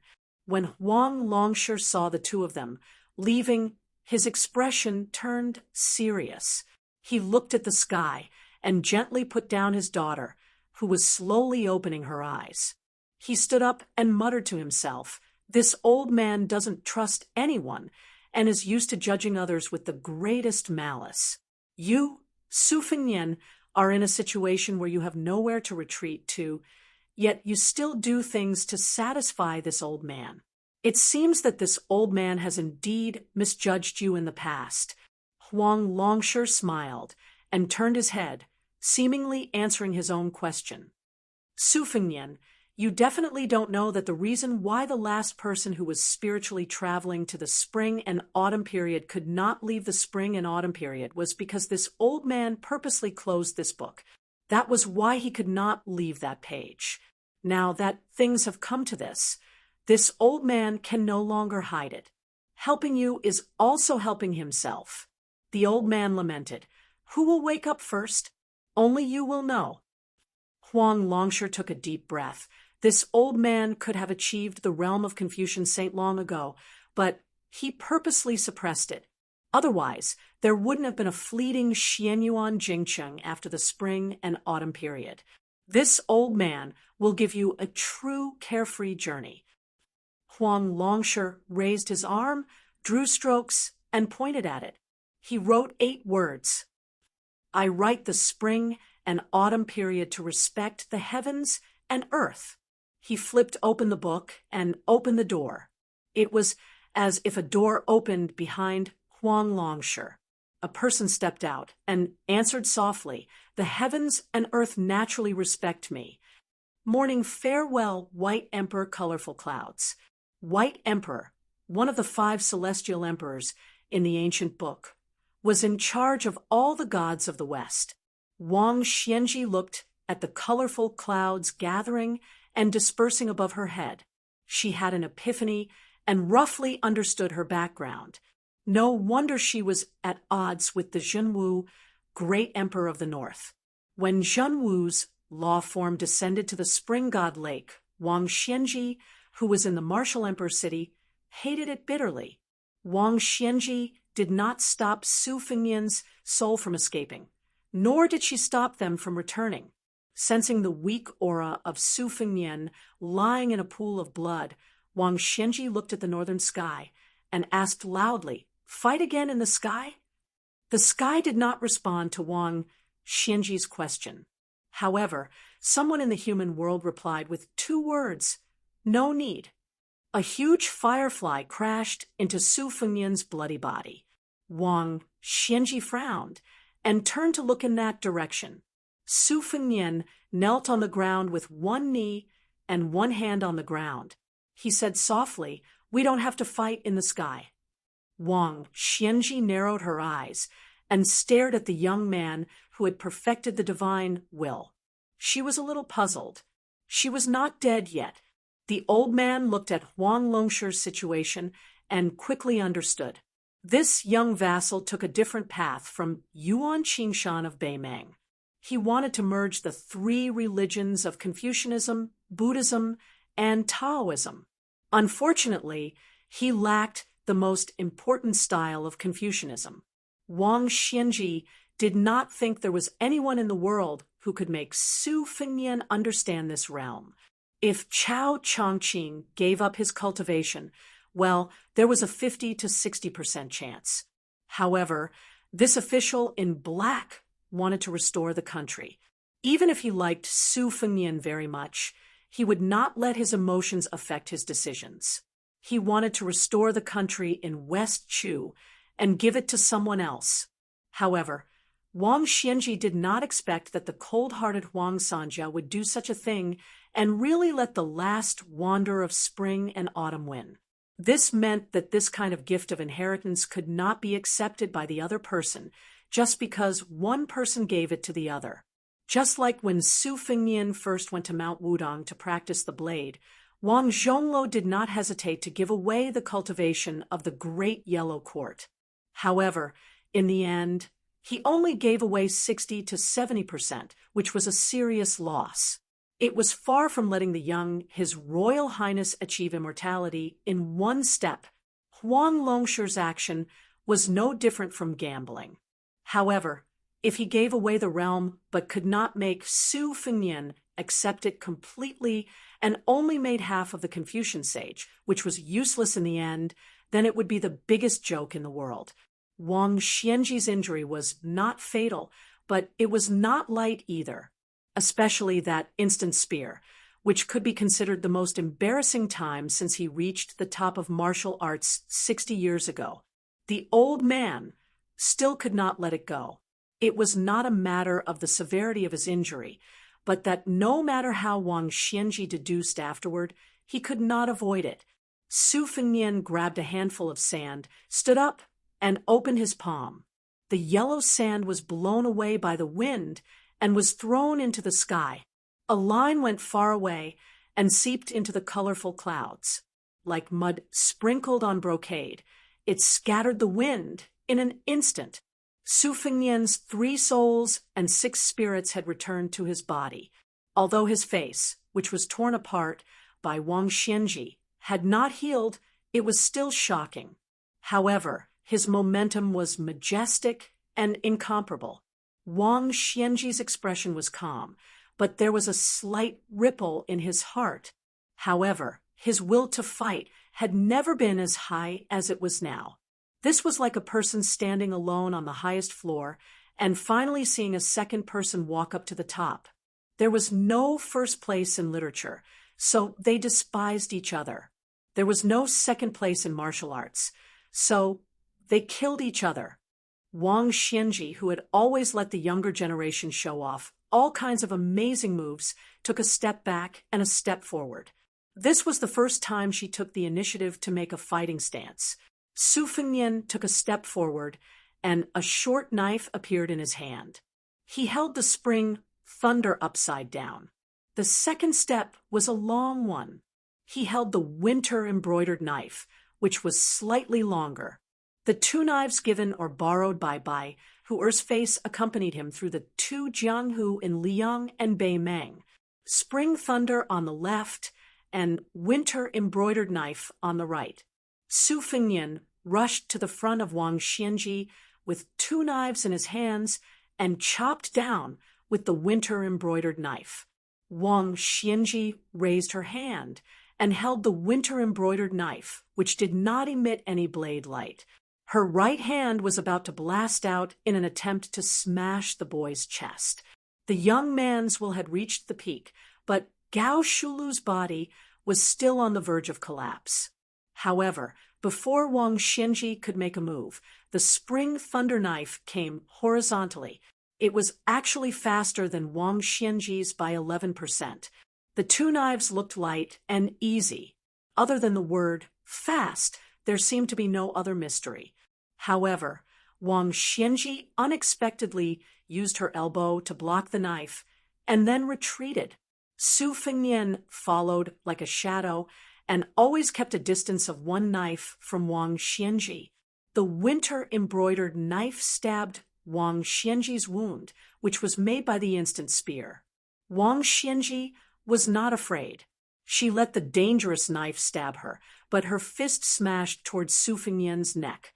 Su Fengnian's figure swayed, and the embroidered saber left his hand, barely dodging Wang Xianji's heavy punch. His body drifted past Wang Xianji, and then he grabbed the embroidered winter saber that came out of Wang Xianji's body. It was really a leisurely stroll. Chapter 11:16. Since he did not manage to plant a follow-up chi in the winter embroidered saber, the saber strike seemed to have severely injured Wang Xianji, but it was more of a humiliation. Wang Xianji was finally forced to the point where he could be calculative. He did not turn around to pursue the attack. Instead, he tapped the ground with the tip of his foot and used his back to crash into Su Fengnian. He made up his mind. It did not matter if he took one or several slashes. As long as he could completely crush Su Fengnian's body, the outcome would be decided. Su Fengnian, whose back was facing Wang Xianji, took a few steps to the side and brushed past Wang Xianji again. When their gazes met, Su Fengnian slashed his saber at Wang Xianji's neck. Wang Xianji suddenly sped up. Not only did he lower his head to avoid the bright blade, but he also staggered towards Su Fengnian's side. He pushed his palm forward and pushed it towards Su Fengnian's shoulder. Su Fengnian twisted the tip of his foot and spun half a circle. He used the inverted spring thunder saber's blade to block Wang Xianji's palm. Wang Xianji clenched his fist and clamped the blade between his thumb and index finger. He was about to break the short saber. Unexpectedly, Su Fengnian casually swung his winter embroidered saber horizontally. The tip of the saber brushed past the hilt of the spring thunder saber. The latter kept spinning. Not only did it avoid Wang Xianji's grip on the saber and his subsequent attempt to destroy it, but the short saber also spun around the old man before it finally fell back into Su Fengnian's hand. Wang Xianji kicked out. Su Fengnian leaped high into the air. Wang Xianji threw a punch. He no longer hoped that his fist would hit flesh. Instead, he used his fist force. Wang Xianji seemed to be in a tight spot, but the might of his fist force surpassed all his previous moves. It was clear that the old man was still holding back. Su Fengnian's figure suddenly flashed and disappeared. He appeared dozens of feet away with his sabers in hand. His sleeves fluttered. Similarly, there was a hidden mystery. As Wang Xianji ran forward, he laughed loudly and said, "Are you that unhappy?" Su Fengnian did not say anything. Just as Wang Xianji was about to reach him, he casually tossed the spring thunder saber into the air. Instead of holding winter embroidered in his right hand, he gripped the saber with both hands and charged at Wang Xianji. Wang Xianji and Su Fengnian slowed down at the same time. Then, on the battlefield, wherever Wang Xianji went, a figure would appear. Then, they would attack Su Fengnian together. On the other hand, Su Fengnian continued to run forward without hesitation. Xiao Dong slashed towards an empty space where Wang Xianji was not.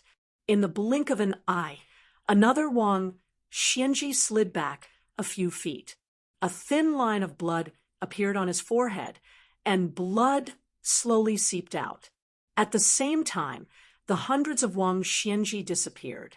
The world would never have imagined that the great Wang Xianji would be defeated by someone else. Su Fengnian continued to get close to Wang Xianji, pointing the winter embroidered saber in front of her. Everyone stopped when it was appropriate. Countless tiny wounds appeared on Wang Xianji's body. He did not let Wang Xianji get close to him, but he could leave a mark on Wang Xianji's body every time. The spring thunder saber that was tossed into the air reached its peak and began to fall. Wang Xianji's patience was probably exhausted by such tireless and precise calculations. What followed was an extremely fast close combat.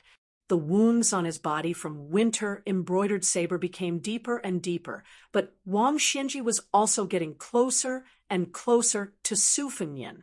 The most dangerous time was when Wang Xianji's palm almost broke Su Fengnian's neck, and Su Fengnian's winter-embroidered saber almost cut Wang Xianji's waist in half.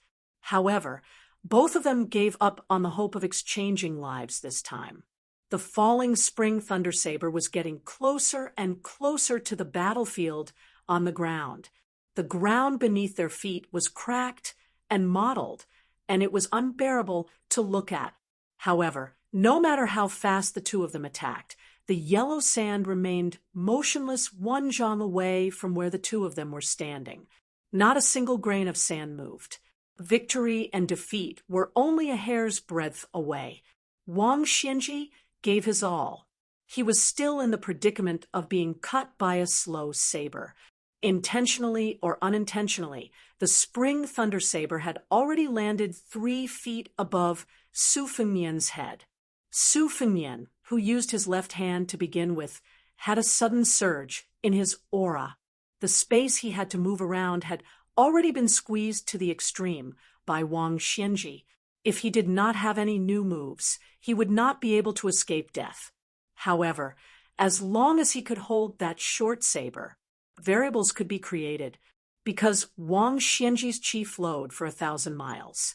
Although he became braver and stronger as he fought, and his qi became stronger and stronger, it was also about to come to an end. Both of them were well aware of this. Wang Xianji's laughter was not straightforward. He was laughing at Su Fengnian and also mocking himself. Therefore, from the beginning, Wang Xianji actually planned to end the life and death of both of them in one go.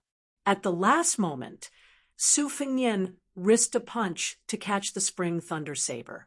As long as he could hold the saber, he could take advantage of the situation to reverse the battle. However, Wang Xianji actually stopped after half a punch. The qi was about to end, and unexpectedly, it reversed 1,000 miles again. It was about to form a majestic new qi. In a battle of the same level, the flow of qi was in front, and the turn was behind. The speed of the flow could control the situation, but the instant change could determine life and death. Wang Xianji's final battle in the human world, as well as the final finishing move, lay in this unprecedented back and forth. The trick was the word, reverse. Wang Xianji withdrew half of his fist without warning. He deliberately let Su Fengnian hold the saber, so that he could complete the qi of 1,000 miles first. Then he would take the first step, and the second step would be first, and kill with one strike. Suddenly, a strange expression appeared on the old man's face. Su Fengnian did not hold the spring thunder saber, which was close at hand. Wang Xianji withdrew his hand to take a breath. Su Fengnian withdrew his hand and continued to attack. On the contrary, Su Fengnian seized the opportunity. What surprised Wang Xianji even more was that Su Fengnian's winter-embroidered saber accurately crashed into the node of his old and new qi. It was not his heart or neck, but a seemingly insignificant acupuncture point. Su Fengnian charged forward with the bump saber. He even pressed his left hand on the back of the saber. Wang Xianji was forced to retreat dozens of feet, just like that. No matter how old he was, he could not stop the arrival of the new winter season. Wang Xianji's qi was rapidly dispersing. His white hair fluttered wildly. Su Fengnian lifted his saber diagonally and returned the favor. He lifted Wang Xianji's burly body off the ground. He did not pull out the winter-embroidered saber, which was used to suppress qi. After releasing his right hand, he held the spring thunder saber that had been following behind him with his left hand. Before Wang Xianji pulled out the winter-embroidered saber with both hands, Su Fengnian's spring thunder saber pierced through Wang Xianji's head. The winter-embroidered saber was not pulled out. It was the same for the spring thunder saber. The spring thunder saber that pierced through Wang Xianji's head hovered in the air. Then, he forced Wang Xianji to hang in the air. Chapter 11:17. Su Fengnian raised his head to look at the old man. Wang Xianji was far from dead. He did not have a resentful expression. He just quietly lowered his head to look at the young man. It was as if the whole world was stagnant. Wang Xianji finally closed his eyes. The scattered qi condensed into another Wang Xianji and floated to the ground.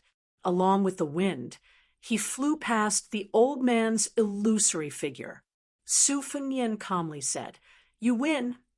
Two pillars of heaven covered with ancient golden seal characters slowly hung down in the west. Obviously, this Wang Xianji, who was scattered but his spirit gathered, although he no longer had the strength to kill Su Fengnian. But the gate of heaven was already open. He could still leave if he wanted to. When Wang Xianji passed through the gate of heaven and looked down on the world with the posture of an immortal, with the old man's unruly behavior, how would Su Fengnian, who had nowhere to hide, live? Wang Xianji did not pay attention to Su Fengnian, as well as the two uninvited guests that appeared in the corner of his eyes. A man stopped his horse, but raised his hand to retrieve the spear. The other androgynous, handsome, young man retrieved the embroidered winter-spring thunder double blades. The old man walked towards the gate of heaven, but did not step through it. Instead, he stood with his hands behind his back, smiled, and said, "There is no meaning." Wang Xianji turned around, looked to the east, and said in a low voice, "Jiang Fuding, fight the tide for 10 years. The old man then shifted his gaze to the north, indifferently said, "You groom, you go to the ice fields of the extreme north." Finally, Wang Xianji stared at the young shepherd who stumbled a mile away, smiled and said, "I have some fate with this old man, the swordsman of Martial Emperor's city." Lu Huang was a step late, tightly gripping the hilt of the Bodhisattva barbarian sword, his eyes bloodshot. Lu Huang took off the scabbard, knelt on the ground, inserted the ancient sword into the ground beside him, kowtowed heavily, choking with sobs. "Disciple Lu Huang respectfully sends off master." Wang Xianji finally looked at this disciple, ordered, "Wait for master's soul to disperse. You don't need to take revenge. Just bury master's bones at the top of Kunlun Mountain." Lu Huang buried his face in the rough sand and didn't make a sound. Wang Xianji didn't care about this disciple's stubbornness. She turned her head and looked at the young king, who seemed to have suddenly gained wealth and lost all his family assets. She revealed a knowing smile for the first time and said, "It is said that there is no second place in martial arts. You finally won against this old man, but there is no first place. This old man feels a little unworthy for you." Su Fengnian replied, "I still have some skills left that can support me on a trip to Mount Longhu.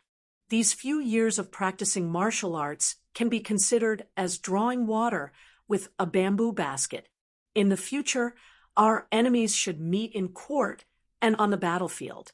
Wang Xianji nodded and said, "A person who defeated this old man should have this kind of bearing." When Lu Huang was at the edge of the battlefield, Huang Sanjia and Miss He also came over.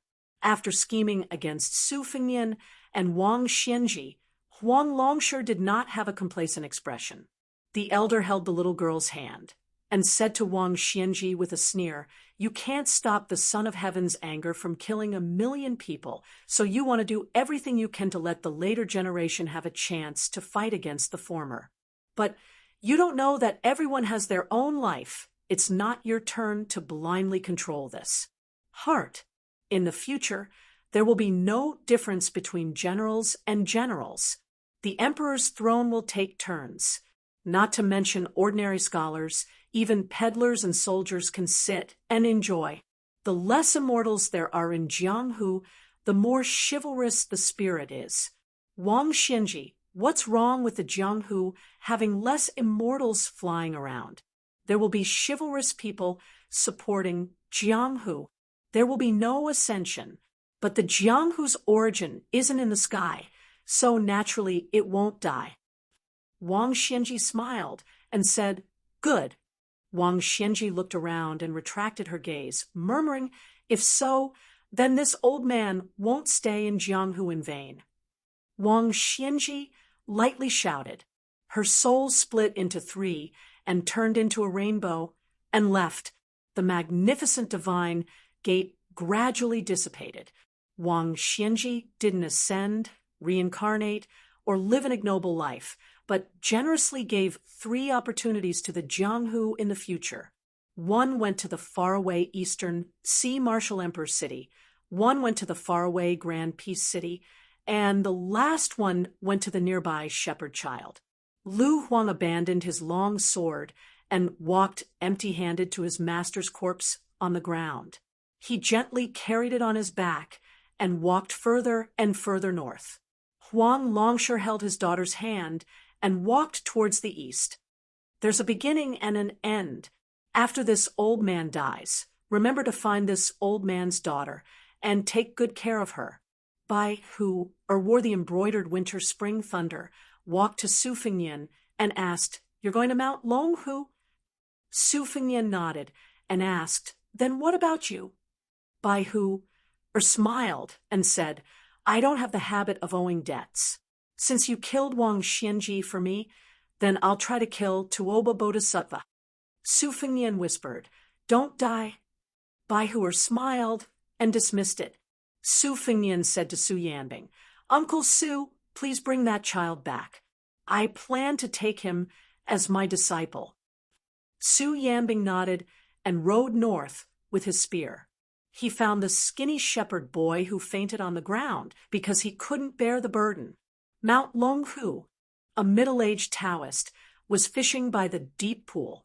The purple bamboo fishing rod had no hook or bait. A green leaf was floating in front of him. The Taoist Zhao Huangchao occasionally stared at the wandering veins in the leaf and occasionally raised his hand to calculate the fate. At first, it was mostly within the framework. Zhao Huangchao's expression was relaxed. The veins in the leaf turned bright and dark a few times. The Taoist who cultivated in seclusion frowned, but didn't turn pale, until the leaf turned yellow in an instant and was cut off along one of the veins. Zhao Huangchao was speechless. He looked at the 2 pieces of the leaf floating on the deep green pool. His face was pale. Zhao Huangchao suddenly raised his head and looked towards the northwest. He said angrily, "Old man Wang is useless." A red rainbow smashed into the deep pool. Zhao Huangchao decisively threw away the fishing rod and rushed up the mountain. He wanted to climb over the mountain and rush north. He wanted to rush to the earth Lung Mountain, where he had raised an evil dragon in the number 1 paradise of Taoism. The guest from afar knocked away most of the water in the bottomless pool. It was as if a huge green lotus had bloomed in Mount Longhu.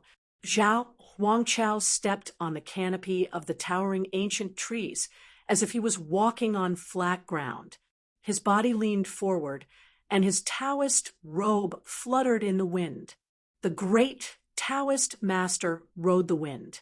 However, a cold, killing intent enveloped his back.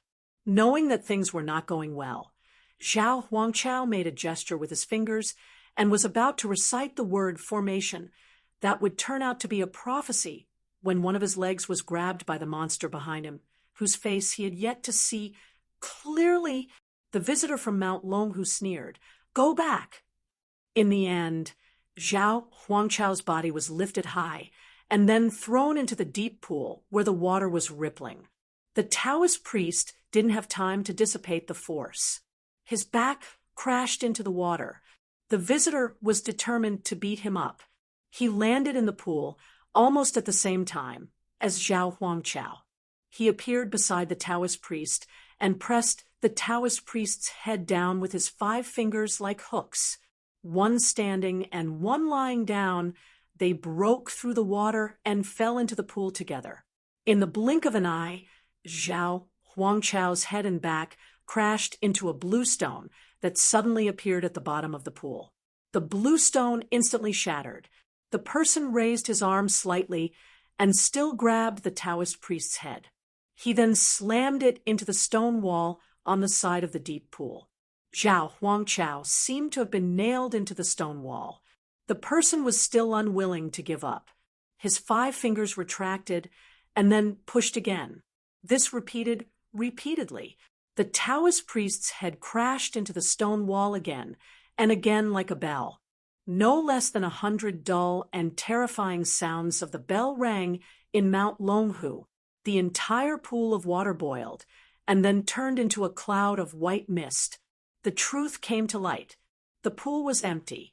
The Taoist priest Zhao Huangchao's skull and spine were shattered. He couldn't say a word from the beginning to the end. He was dead. Chapter 11:18. With such a big movement under the nose of the Taoist master mansion, the Taoist masters of Longhu Mountain arrived one after another. However, there were no nobles dressed in yellow or purple. The 3 Taoists who arrived first were not old. For the Taoists who could live forever in the eyes of the common people, this age was indeed not old. Like Mr. White Lotus, the 3 of them were outsiders of the Taoist ancestral court, but their cultivation was very high. They were Zhang Wenhan, Xue Solar, and Chen Kuanyong. After the father and son Taoist master mansion ascended together, the prestige of the Taoist master mansion declined day by day. These Taoists vaguely showed signs of supporting half of the Longhu Mountain. Among the 3 of them, Chen Kuanyong was the last to arrive. He saw 2 Taoists standing far away from the nameless deep pool. Beside the pool, a young man who looked like an aristocratic family squatted and seemed to be washing his blood-stained clothes. Chen Kuanyong was the most knowledgeable among the 3, but his cultivation was the lowest. He did not dare to be rash. Stepping on the wet ground soaked by the pool water, he slowly walked to Xue Solar, who had been on the same mountain for more than 10 years. Xue Solar said softly, "You guessed right. There was indeed a senior who died here. When I arrived, the senior tried to fly to the earth, Lung Mountain in the north, but he was stopped by the young man." Chen Kuanyong was flabbergasted. Without caring about etiquette, he interrupted the conversation of his longtime acquaintance and asked emotionally, according to the auspicious fortune treasure book, flying into the rainbow is 1 level lower than flying into the sky by riding a dragon, but it's much more superior than riding a crane. Even if that secluded senior didn't fly into the sky, even if you and I joined hands, we still wouldn't be able to stop him. Xue Solar looked strange and carefully said it was a black rainbow that rose from the bottom of the deep pool. It rose several feet from the surface of the pool, but it was torn back by the man's bare hands. It was almost completely smashed. Only about an inch wide and a foot-long black rainbow was left. It fled to the snowfield. Chen Kuanyong frowned. The black rainbow was definitely not an auspicious sign. It was accompanied by many bad prophecies in the ancient books. Zhang Wenhan, who was some distance away from Chen Kuanyong and Xue Solar, finally asked, "I am Zhang Wenhan of Longhu Mountain. May I ask if you are Prince Liang?" The young man stood up and washed most of the blood on his body. He nodded and asked with a smile, "Zhao Ningxian is not on the mountain?" Zhang Wenhan looked complicated. He took a deep breath and took a step forward and said, "If your highness goes down the mountain now, I can personally lead the way for your highness. If you go up the mountain, I will be overconfident. You." Su Fengnian, who had already eliminated Zhao Huangchao, smiled. "There's no need to send me off. Send my regards to old perfected Zhao Shituan on my behalf." Zhang Wenhan felt as if a heavy burden had been lifted from his shoulders. He bowed deeply. "I will definitely pass on your message. Your Highness." Such wording seemed to be respectful, but in fact, it was no different from an eviction order. However, the notorious young king didn't seem to care, and walked straight down the mountain. Among the three of them, Xue Solar was the most straightforward. He had a bad impression of the prince of northern Liang, who had provoked Longhu Mountain. Even though he had seen how the prince of northern Liang ended the fight with his own eyes, he still had his own calculations. Observing the situation, he knew that the young prince of northern Liang was already weak. Xue Solar didn't want to miss this once-in-a-lifetime opportunity. He didn't mean that he had to severely injure the powerful prince of northern Liang, but he wanted to avenge Longhu Mountain. He couldn't let Su Fengnian come and go as he pleased.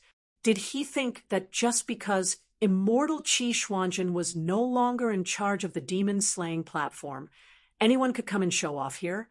So Xue Solar took a step to the side and blocked Su Fengnian's path down the mountain. Then, without waiting for Zhang Wenhan, who was said to be only one step away from the finger-profound realm, to warn him, Chen Quanyong saw the Duke of Northern Liang disappear in a flash. Then, Xue Daoyou's body was lifted off the ground. It was as if his head was pierced by an arrow. He was almost upside down when his head touched the ground, and then he fell limply to the ground.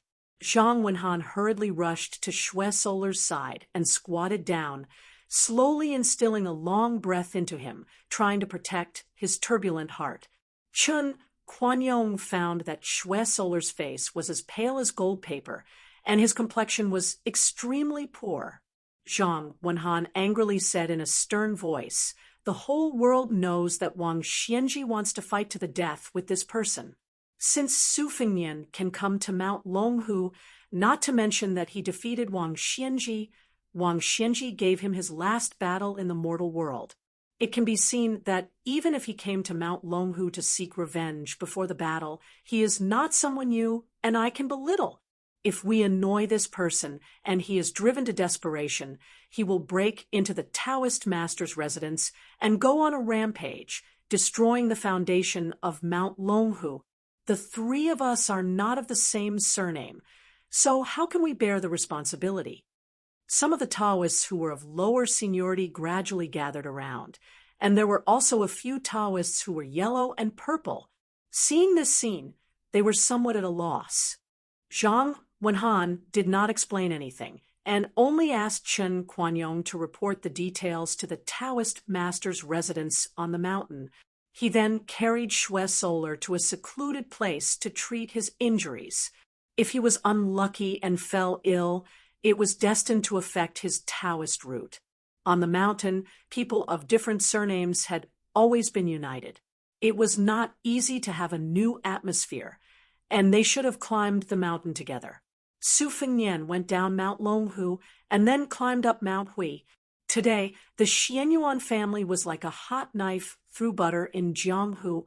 The purple-clothed woman first reached the top of the martial arts world and became the first female martial arts chief in hundreds of years.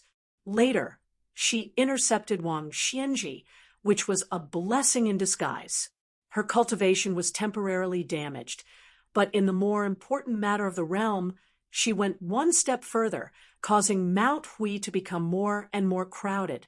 At the mountain gate's archway, where one had to pass to go to Bull Mound and Snow Plateau, there was a newly erected sword comprehension stele, which was somewhat similar to the city wall of Martial Emperor City. If the challenger lost, he would have to leave behind his weapon and leave the mountain. Chapter 11:19. Su Fengnian walked unhurriedly on the mountain path. There were many strange people in Jianghu, so he was not too eye-catching. Beside him was a coquettish woman who deliberately wore a big white fox fur coat at the end of spring. In front of him, there was a bald man who dragged a huge horse-chopping sword up the mountain. Su Fengnian went up the mountain, this time mainly to prevent the cunning Zhao Huangqiao, who had more than 3 burrows, from having a backup plan. That streak of black light that escaped the net eventually fell into the missing moon tower on the Great Snow Plateau. Although Zhao Huangqiao was undoubtedly dead and could not rise from the ashes, Su Fengnian had to be careful and personally make sure that he turned into ashes. Moreover, he wanted to make a deal with Xianyuan Qingfeng. Su Fengnian had fought 2 battles in a row, not to mention Wang Xianji. Zhao Huangchao was also an Earth Immortal, and he had killed 2 people in a row.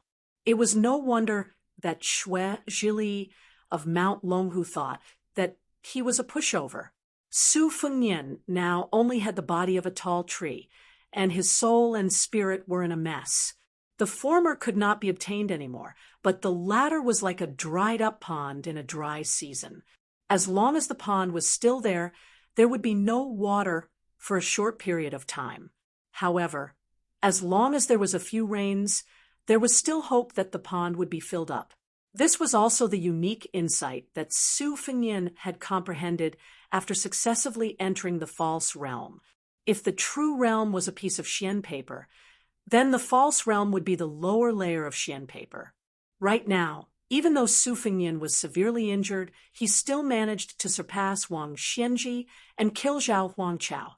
The heart qi that he had unintentionally gathered after he killed Zhao Huangchao could be said to be majestic, and it led Su Fengnian to a certain place. The 4 words, "seal the mountain," and "leave the guests," suddenly came from the snowy plains and quickly spread throughout Mount Hui. Countless people of the martial arts world who came because of the fame walked down the mountain while cursing. Some of the guests and heroines who walked halfway down the mountain were also puzzled, but they were still sincerely afraid of the arrogance of the purple dress of Mount Hui, so they turned around and left one after another. Everyone was guessing whether there was a great change in Mount Hui. In the beginning, many people of Jianghu still hoped that there was an expert who could drag Xianyuan Qingfeng down from the Alliance Lord's throne. Later, they felt that although a woman was riding on top of the entire Jianghu, she was indeed very skillful and was rumored to be extremely beautiful. Wearing a purple dress that could topple the world did not seem to be bad, and it was quite a beautiful thing to talk about. As time passed, they instead thought that the woman could be even more superior, and it would be best if she could become the world's #1.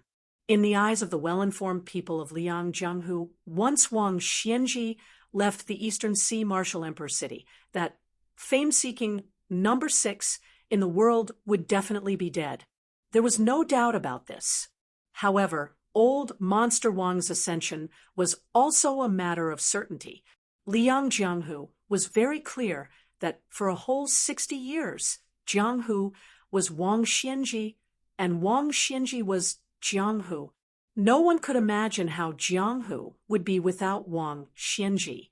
Wang Xianji was the undisputed #1 in the world. Therefore, it was natural for Jianghu to divide the world based on whether Wang Xianji left the human world or not. Perhaps it was because the master of the Xianyuan family had personally given the order, but many of the high-ranking foreign dignitaries of Mount Hui personally came out with cold faces and chased away the visitors. Some of the Jianghu men and women who relied on their skills and background were not willing to be treated so arrogantly at first, but in the end, they all suffered in the hands of the chief foreign dignitaries, Huang Fangfua. Only then did they leave the mountain with their tails between their legs. Su Fengnian went against the flow of people and attracted some playful glances. Most of them thought he was a fearless Jianghu fledgling. Only the last few people who left the archway of the mountain gate saw a man in purple standing under the archway in the distance. For the first time, he actually took the posture of going out to welcome guests. Xianyuan Qingfeng stood on the first step inside the mountain gate and stared at the master of Beiliang, who could be considered an old acquaintance. Others did not know the truth, but she could somewhat guess. Moreover, someone had just told her the truth. She calmly said, "Don't worry, that Taoist is already dead." As for why he came to Mount Hui before he died, if you want to know the answer, you can take advantage of the situation and fight with me. I'll only tell you if I lose. Su Fengnian leaned against the jade pillar of the archway and looked at the magnificent scenery outside the mountain with his hands folded in his sleeves. He sneered, "You really are a shrewd businessman. If you win against me, you'll undoubtedly be the #1 in the world. In the future, who would dare to fight with you for the position of Wuling Alliance head?"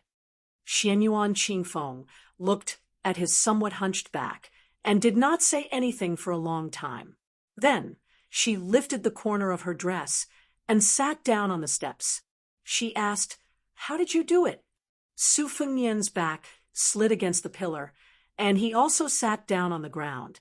He let out a long breath and finally had a chance to breathe. He thought to himself that this was probably what they meant by "as if a lifetime had passed." Xianyuan Qingfeng suddenly said something out of the blue. "There used to be a painting on Mount Hui that looked a lot like you. I also heard that you looked a lot like that female sword immortal mother of yours. I finally understood something, and it made me laugh for several days." The gloomy smile on Xianyuan Qingfeng's face was particularly lush. Su Fengnian said calmly, "Your father and mother's generation have already cleared up their own mess. If you insist on getting involved, I don't mind sending you on your way." Xianyuan Qingfeng laughed. "You're just a paper tiger. You still dare to scare people?" Su Fengnian frowned and dismissed the idea of making that deal. He stood up and turned to glance at her. "In the future, you should pay more attention to Jiang Fuding of Martial Emperor City, and that groom you who went to the north." Wang Xianji had high hopes for them and gave them each a portion of fate energy before she died. Xianyuan Qingfeng remained silent. Su Fengnian hesitated for a moment, then said, "Mount Longhu has probably already secretly switched allegiance to the crown prince of Yanqi, Zhao Zhu. Even if the celestial master residence does not have the courage, that White Lotus will still bet on Zhao Zhu. If you dare to make a bet, Zhao Zhu is a good choice. In the future, the Jianghu will become more and more inseparable from the imperial court." Xianyuan Qingfeng remained expressionless. Su Fengnian went down the mountain twice in a day. He went to Martial Emperor City alone. Chapter 11:20. There was not a soul in the carriage. The coachman was a young man dressed in plain clothes. If he were the son of an official based on his appearance, and if he could write well, he would most likely have a smooth career in the officialdom. It was a pity that he was from a lowly family who was not allowed to study for the imperial examinations. Li Yong reorganized the provinces and established the roads. In terms of the various roads and territories, the king of Yanqi oversaw the southern border, which was the most vast. The Guangling Road, which the vassal king Zhao Yi had his eyes on, was close behind. However, the degree of richness of the two could not be compared. Half of the world's taxes came from Guangling, which was not a lie. It was just that Guangling Road was not peaceful at the moment. In the past, there were still people who could rely on their connections to pass through the post house. However, now that a storm was coming, it was obvious that a war was imminent. The dozen or so main post house roads around Guangling Road were abnormally strict. They did not allow anyone other than soldiers to invade. Once discovered, they would be exiled from the Tuliao. At the border of Guangling Road, there were many checkpoints with swords and halberds. One could only leave but not enter. It was obvious that the rebels of West Chu were the first to fortify their walls. Later, the matter of clearing the wilderness was handed over to Li Yong in order to catch a turtle in a jar. Several vassal kings carrying Jingnan's banners were stationed at the border. Most of them cherished their feathers, so the soldiers under their command did not violate the law.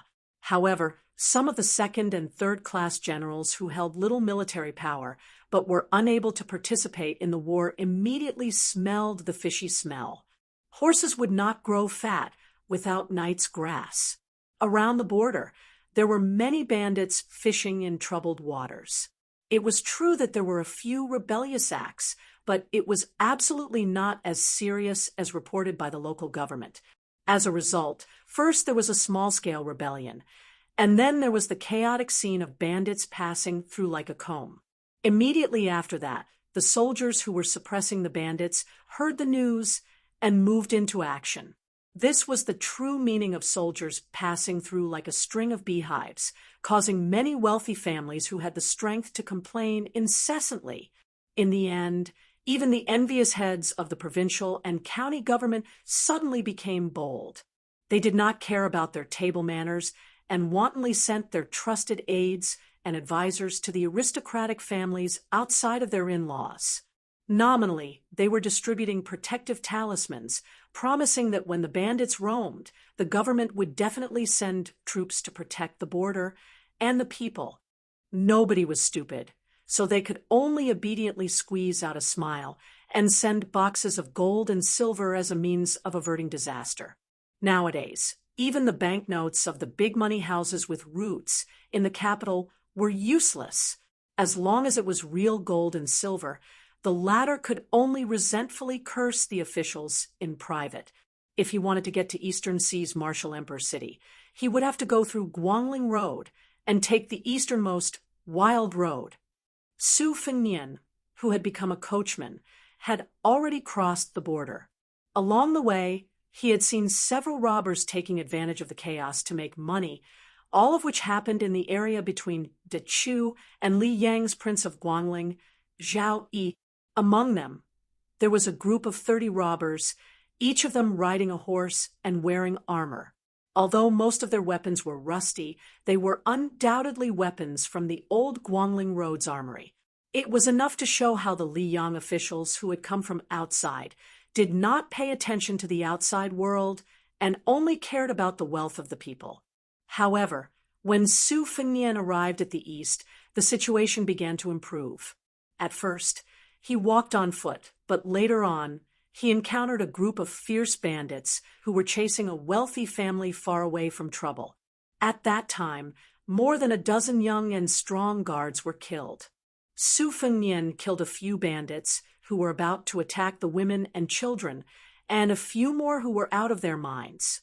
However, he did not chase the bandits down and let them escape. At that time, a young man who was wearing a scholar's robe, who was about to kill his savior, stared at Su Fengnian gloomily and said that he was willing to pay 100 jin of gold to kill all the bandits and avenge his family. Su Fengnian ignored him. The young man was about 13 or 14 years old and was a juror of the imperial court, but he had not yet passed the examination. He was probably a local prodigy and was highly regarded by his family. They were all eagerly waiting for him to bring glory to their family, so it was inevitable that he developed a condescending arrogance. When the young man saw that this young man who traveled in Jianghu was not chivalrous and had suffered a tragedy himself, he did not cover his mouth and said a few very unpleasant words. Su Fengnian was too lazy to argue with a child and continued on his way. However, the old man of this small, noble family was kind and quickly came forward to reprimand his eldest grandson's rudeness. He gave him a carriage as a gesture of gratitude and carefully gave him a small stack of silver notes. The old man originally wanted Su Fengnian to help escort him to a safer place further south, but after testing him, he did not force him. In fact, the carriage and the 300 to 400 taels of silver were just worldly possessions. Moreover, so many guards who acted as coachmen had died, so some carriages had become burdens and had to be abandoned. Su Fengnian did not refuse, which was why he had what he had now. Afterwards, there were some ignorant water bandits who came forward to harass him, but they were all easily chased away. This made the absent-minded Su Fengnian think of many old people, such as the large group of old and young from Mount Qingcheng, who did not look like bandits at all. As for the Jianghu chivalrous men, he remembered He Zhu, who rode a horse to the spring god lake to deliver a message to Miss He He. Su Fengnian felt that he had been to Jianghu several times and had seen many so-called chivalrous women, but no matter how he counted them, perhaps only Luna Rong from the Fish Dragon gang, and Zhou Qinghu, whom he met along the way when he met Great Ancestor Gu, were more in line with his impression of chivalrous women in his mind. Their kung fu was mediocre, and their appearances could not be considered stunning. If he had met them earlier, they were far from the Jianghu fairies that he had envisioned when he was a teenager. When he was young, he always thought that chivalrous women were carved from the same mold, nothing more than white clothes fluttering in the wind, otherworldly. He felt that they would not need to eat, drink, defecate, or fart for the rest of their lives. Now, Su Fengnian would definitely not be so naive as to take things for granted. At first, Su Fengnian insisted that the restoration of West Chu was nothing more than Chao Changqing going against the current, and that he was destined to be unable to win the general trend of the world. He could only temporarily occupy a remote corner, unable to make a sound by himself. Then he would be reduced to a new generation of young and strong generals in Liang with little merit, and help the old generals of the spring and autumn period leave the imperial court. However, along the way, he had seen many of the older generation of West Chu survivors who had endured humiliation for more than 20 years. For the time being, they still kept their mouths shut. But Su Fengnian knew that the more they endured, the more the Liang officers and soldiers would exploit them. With Chao Changqing as the backbone of New Chu, it might not be as vulnerable as it seemed.